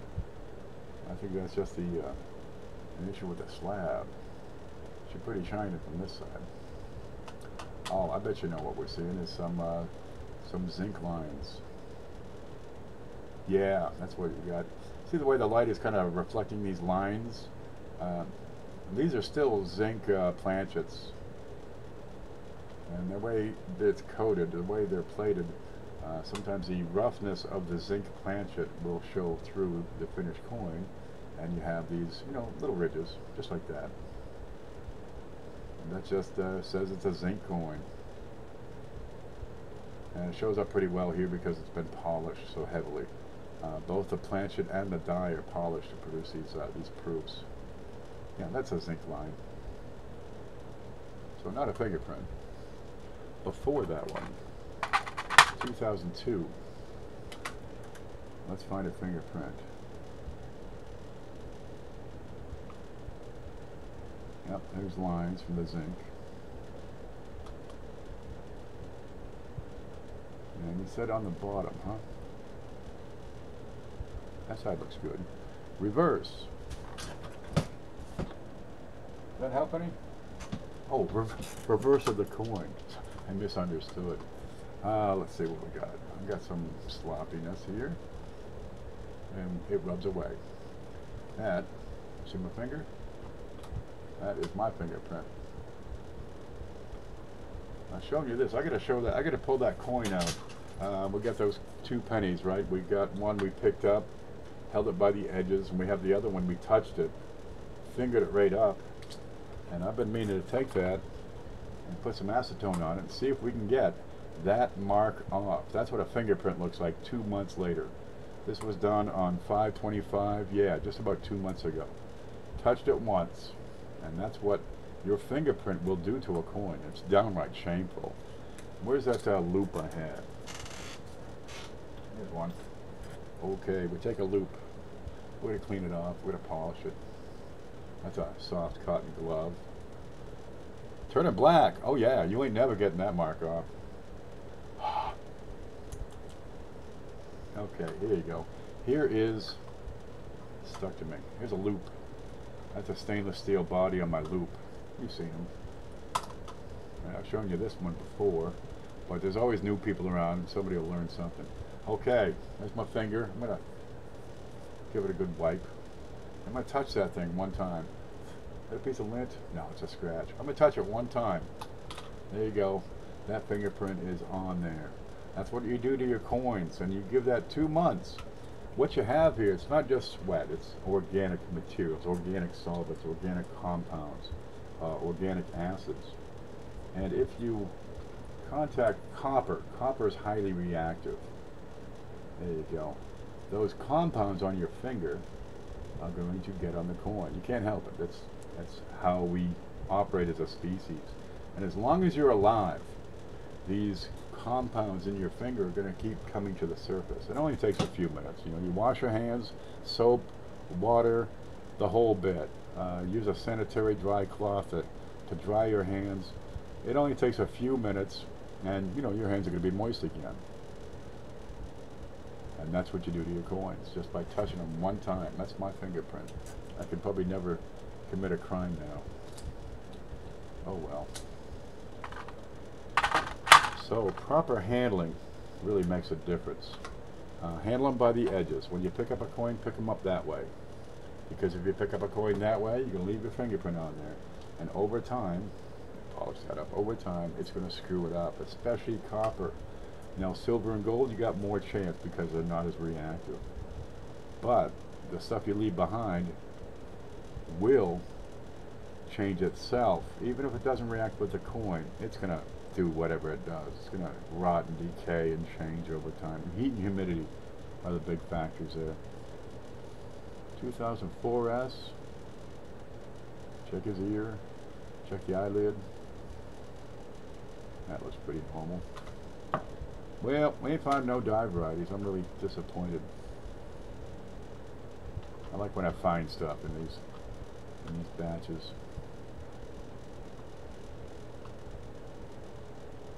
That looks normal.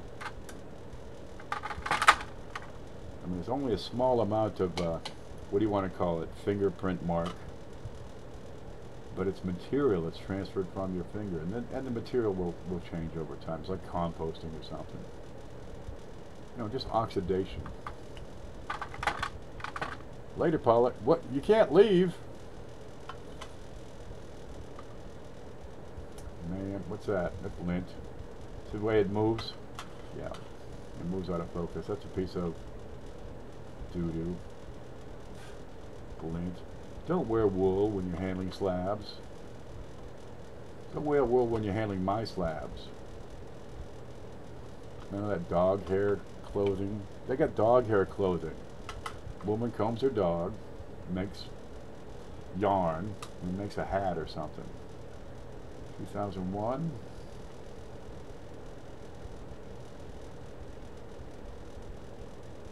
Good mirrors.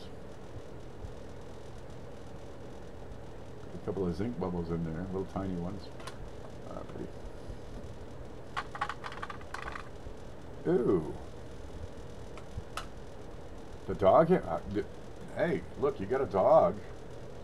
You know, save his hair. Send him to this lady. She'll make some mittens for you. Some people like their dogs. There's some good dogs out there. I know one guy had a cat that died. He tanned his hide, hung him on the wall. Had another cat, he turned him into a pillow, threw it on the couch. It's like he never left. Yep, here's my cat Fluffy. He's been there for 10 years now. How do you tell? You know, all he did was nap there anyway. That would be Itchy. There's some soft dogs. Lab, you know, those golden labs are pretty soft. What was that one, 99? No, they shampoo it and stuff. It's clean. It probably doesn't smell quite dog-like. You know, dry it. Keep it dry, because otherwise you're going to have a wet dog smelling pair of mittens.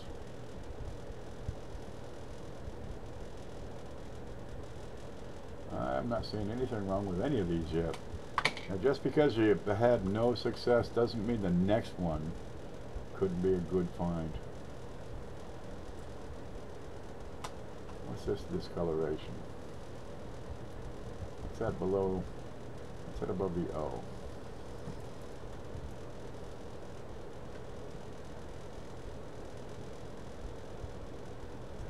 It's pretty minor. There's a reason you can't grade coins based on, you know, high magnification, because everything looks this big. Well, the coin's only this big. They got here 90, excuse me, 98. A bit of a clash. I don't think so. I think it's just a little mark. They don't handle them quite perfectly. Geez, you put out a couple of million proof coins. It's a challenge to handle them in a way that's never going to leave any imprint or any mark or any blemish on a coin. There are limits to what we can do. There's no such thing as perfect. Well, there are, but they're few and far between.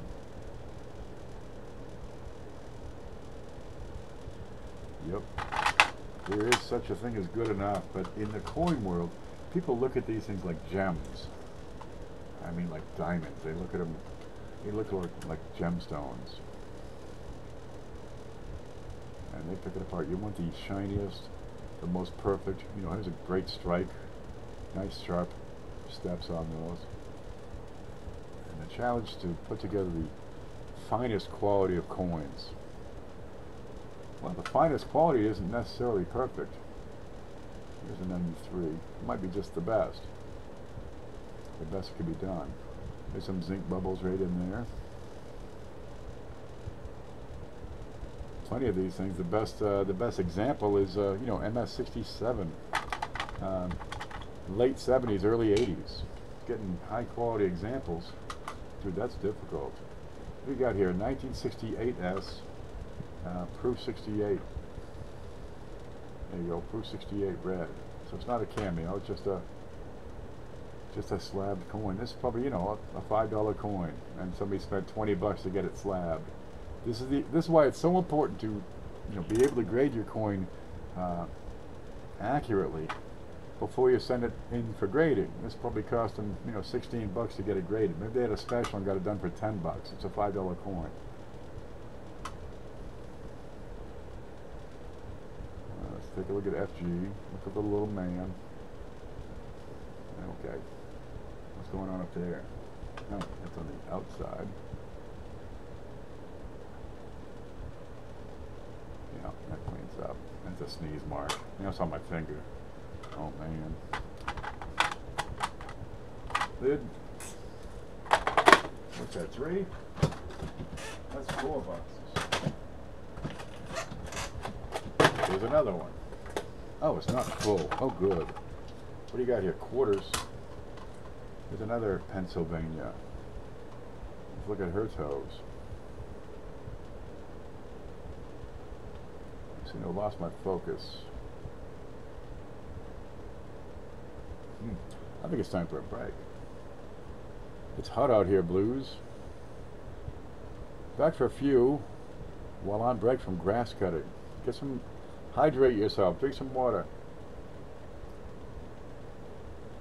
Will the zinc bubbles get worse in the slab? Possibly, probably. It's the gas trapped between the copper and the zinc. Okay, how much is in there? Is any pressure? Is the coin going to be exposed to changes in heat and humidity on the outside? Because the environment inside the slab supposedly is hermetically sealed. They're sonically sealed these, right? That's over here on the edge. That's done with ultrasound. And they melt the plastic by vibrating it with sound. But it's still just regular old atmosphere that's in between that slab. But there's not a whole lot of it. What's going on here? Oh, that's on the top. Yep, that's gone. There's them frickin' fingers. Claw feet. That's a strange design. Looks good from a distance, you know, when you hold it out here. You get too close and then she got claw feet. $1. $0.25. There's a spot on the coin. I bet you that's a struck through air right above his bow.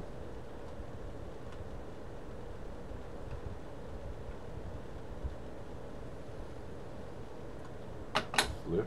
What's this one? USVI again. United in pride and hope. I hope there ain't a hurricane this year, they say. Man, that place was ravaged this past year. USVI. Letters look pretty good. Oh, this is them. I got 1, 2, 3 big islands. Haven't been there lately. They don't want me back. Funny that. What's this? Northern Marianas with a cup on the back again.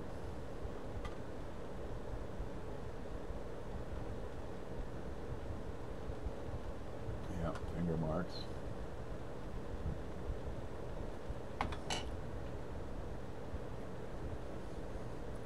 Just had a cold front come in. 84. Nice. Oh, the zinc bubbles. Yeah, the zincans, will they all decay over time? We see a lot of those old steel scents. I mean, so many of them have rusted. Back in the 80s, they weren't so bad. Go 30 years forward, there's a lot more rusty steels than there used to be. Yeah, some of the metals, over time, they're going to be lost. Lost to the ravages of time. Well, if you perforate that copper, you're going to promote the hydrozincite eruptions. Some there's enough oxygen in there that it'll do it on its own. It all comes down to how much oxygen is in between the copper and the zinc. Some will be gone. Some will hold on for a while, but I suspect in time the zincans are going to be a very rare coin in high grade. Well, it's cheap materials. You got to have that to make the whole coin thing work. They're trying to use it as money. You have inflationary money, right? And you're producing a fixed face value on a coin. Well, at some point, as long as you're making those coins out of a resource that's inflationary, the face value will be overrun by the cost of the material. So you've got to make changes. And this is a rule you can't change, right? I mean, they've made the cents smaller. They changed the sizes of pennies and nickels, dimes, quarters, everything over time. I think the nickels are the same as they started with. Well, you have to devalue the currency if the cost of producing that currency exceeds its face value.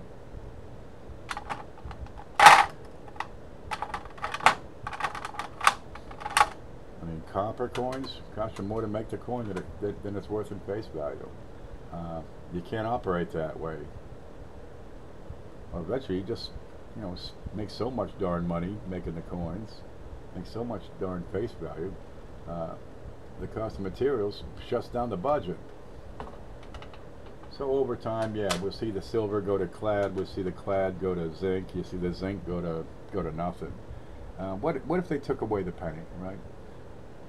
Canada did. They had no more penny. They just rounded up or rounded down. They get rules on that. Pretty simple, pretty straightforward, and they've adjusted. Well, we could do that here. What if we got rid of the penny and the nickel? Huh? How about that one? Get rid of the quarter too. So now it's just, you know, $1.1. I mean, we just shift everything a decimal point. Instead of $1.11, $1.11, it's $1.10, $1.20, $1.30. Geez, you'd need dimes and you need dollar bills. Now the whole idea of change goes away. You don't need all that much change. You know, what do you need? You need to break a dollar, you get dimes. Maybe you get a 50-cent piece. You make it the size of a nickel. You make them all out of zinc. Now you get by for a long time before inflation catches up. Is that a spot? Yeah, it's a hideous spot. There's a neat graininess to this, almost lines. Is this the laser pattern? That's interesting.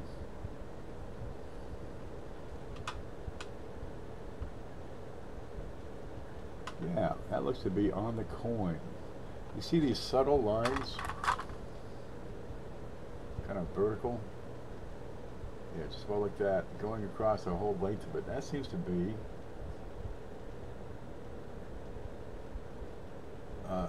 an aspect of the etching of the laser, the way the laser imprints that design, affects the surface. Huh. Well, that'll need study, I suppose. What would cause that? Difference in voltage? Somebody plugged in a toaster on the other side of the mint and it screwed up the way these are engraving.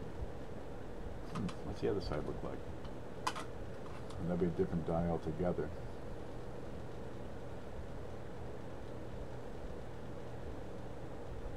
Here's some people. Streaks. Yeah, do you see that? Let me wipe that slab. It's not the slab. It's the design of the proof, right? They etch these things with lasers. It's quick, and I imagine it would go, you know, follow an algorithm which would be linear, much like a dot matrix, your laser printer. And I have this effect with light and dark, stronger and weaker graininess. I suspect that would it also go, I'd like to see if these lines cross into the other parts of the design, or do they etch those, you know, as a separate type of thing. Okay, let me look.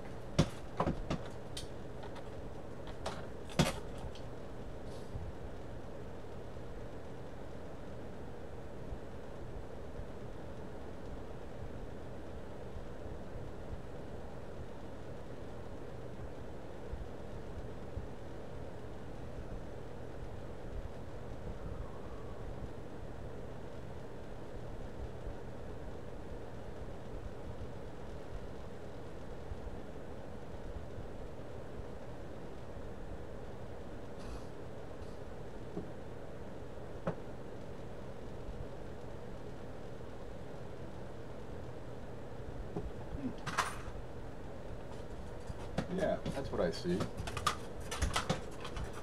I don't see any evidence of this effect on the back, but I've got lines here in the finish. Well, what would do that? It's not like it's running out of fuel. It's not like it's running out of, you know, material or getting dull. It's a laser. So I suspect this is an issue with voltage within the laser. Well, isn't that interesting? Okay, this is the kind of thing I hold that out and, you know, talk to people and see what they say. And we'll look at some more examples.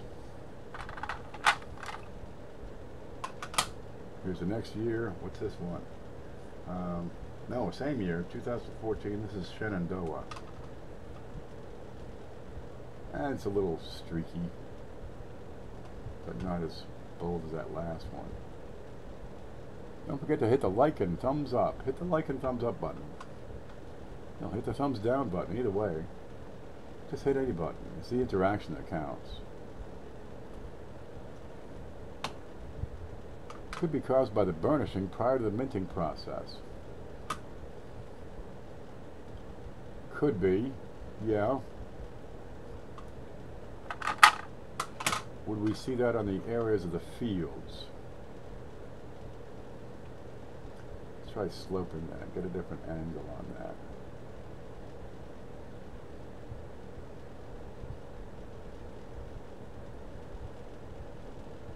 Oh, it's got a couple of strike throughs. There's one down here in the L. That's a strike through, a little tiny bit. I'm not seeing anything in the mirrored fields. But with the mirrored fields, eliminate varnishing marks, or is it an effect of the laser?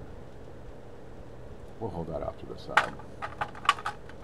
Could it be like flow lines, the way the laser was etching it in under the coin?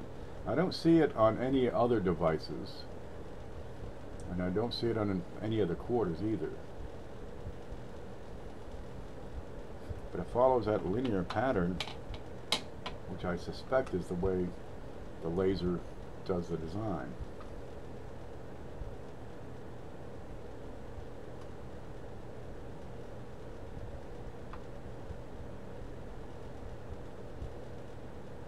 A little bit of it down, same sort of thing, a little bit tilted. How would you have it tilted? Okay, I'm gonna chalk that up to the laser algorithm, whatever machine directs the laser. Okay, yeah, that's an effect of the way the laser digs it up. What's this one? This is a Everglades 2014. That's something on the surface.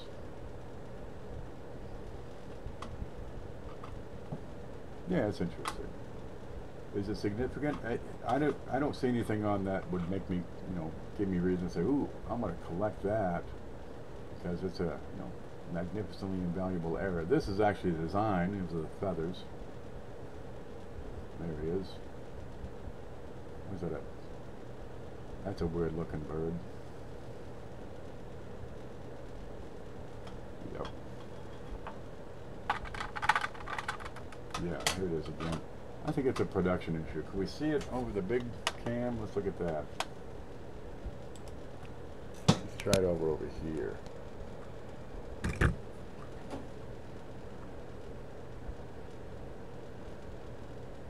No, I don't. It doesn't really show up at that level. Good looking quarter,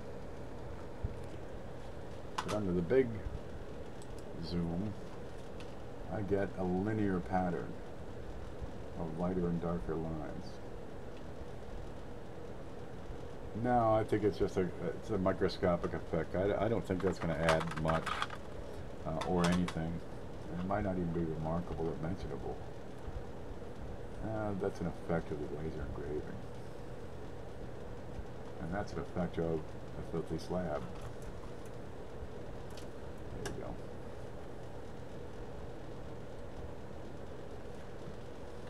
Manhandled slab. Yeah, don't give your coins to people with sloppy fingers and chocolate and drooly-nosed kids and stuff. Let's just think that maybe that's a bad idea. We got lint everywhere.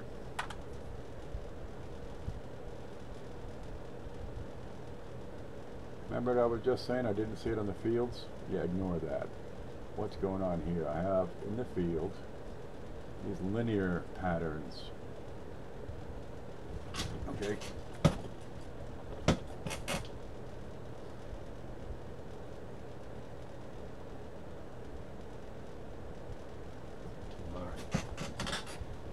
Okay, in this case, that linear pattern is the plastic.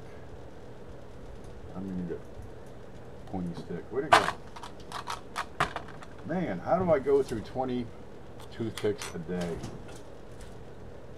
It don't make sense. Okay, you see these lines?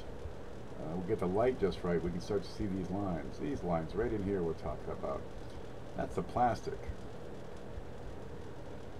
Okay, so if this is the plastic, let's look at that other one. That's the one. Yeah, that's the one. then is this the plastic? No, I don't think so.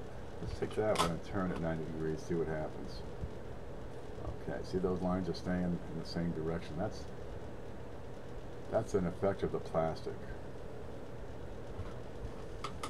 And I've got this linear pattern, which does not, that's not on the plastic. That's on the metal.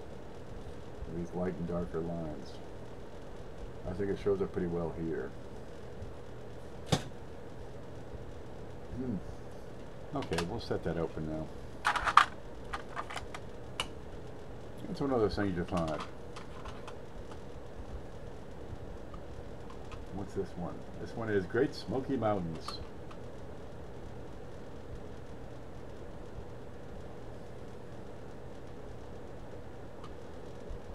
Not seeing much on there. Woody? And it seems to be related to the laser rather than the metal alloy. There's that bird. I swear they have this one piece and they just pound it into the die, because that's the same darn bird on the Shenandoah quarter. You'd swear it's the same darn bird. Well, they just did a copy paste. So they get a lot of computers that work on these things nowadays. Yeah, I'm sure they just copy pasted it. Okay, last one. And then I'm going to probably take a look. 7 o'clock? 7? After the afternoon. Good Lord. This one, I don't know what the date is.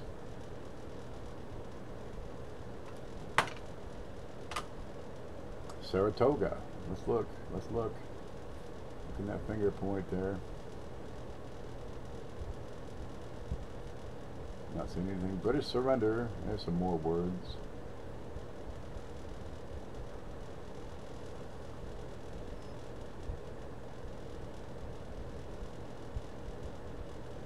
Okay, nothing on there. Well, we found one that's interesting. Yeah, time flies when you're having fun. You kidding? This ain't work.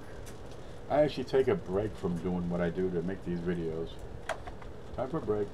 Yeah, we got one that's kind of neat. We got that one with the odd striations in the design, which seems to be related entirely to the way the finish is etched. So now we're going to ask other people if they have a Great Sand Dunes proof, 2014 quarter. We lost it. Get up here. And see if they can show duplication of that issue. It's on the obverse. If you got a 2014 proof set, pull out your quarter and take a look. See if you got striations on the on Washington.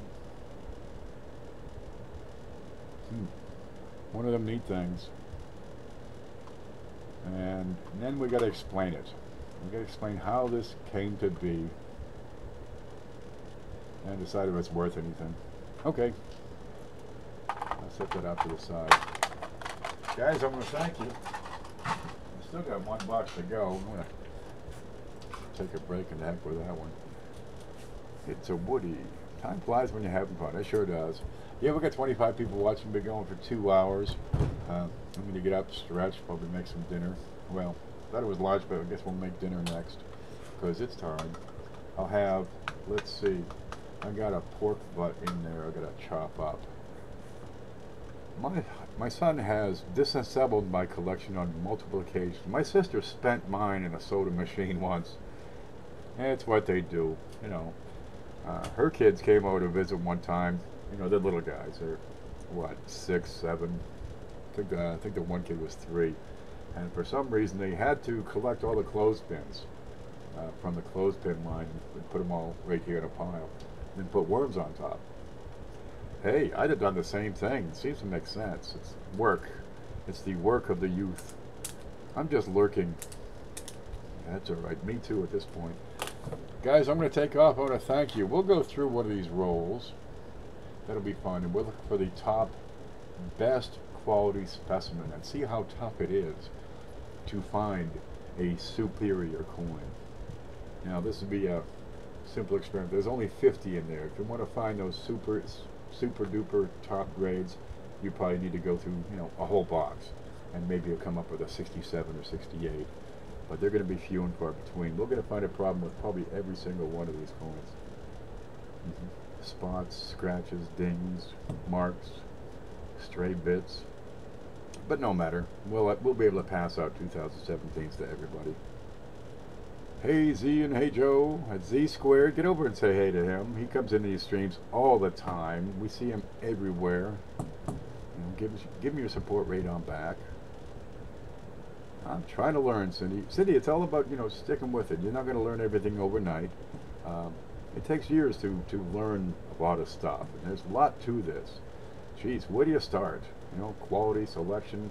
Do you go after dates? Do you go after types? Different ways to collect? I know a guy is putting together a set of Lincoln cents, and he wants them all MS64 brown. Every one of them. And he wants the color to match all the others. And there's a trick, right? Maybe you can get an MS64 brown, you know, 1910, but boy, it's hard to get an MS64 brown 1958 that's going to match the same color, the same tone.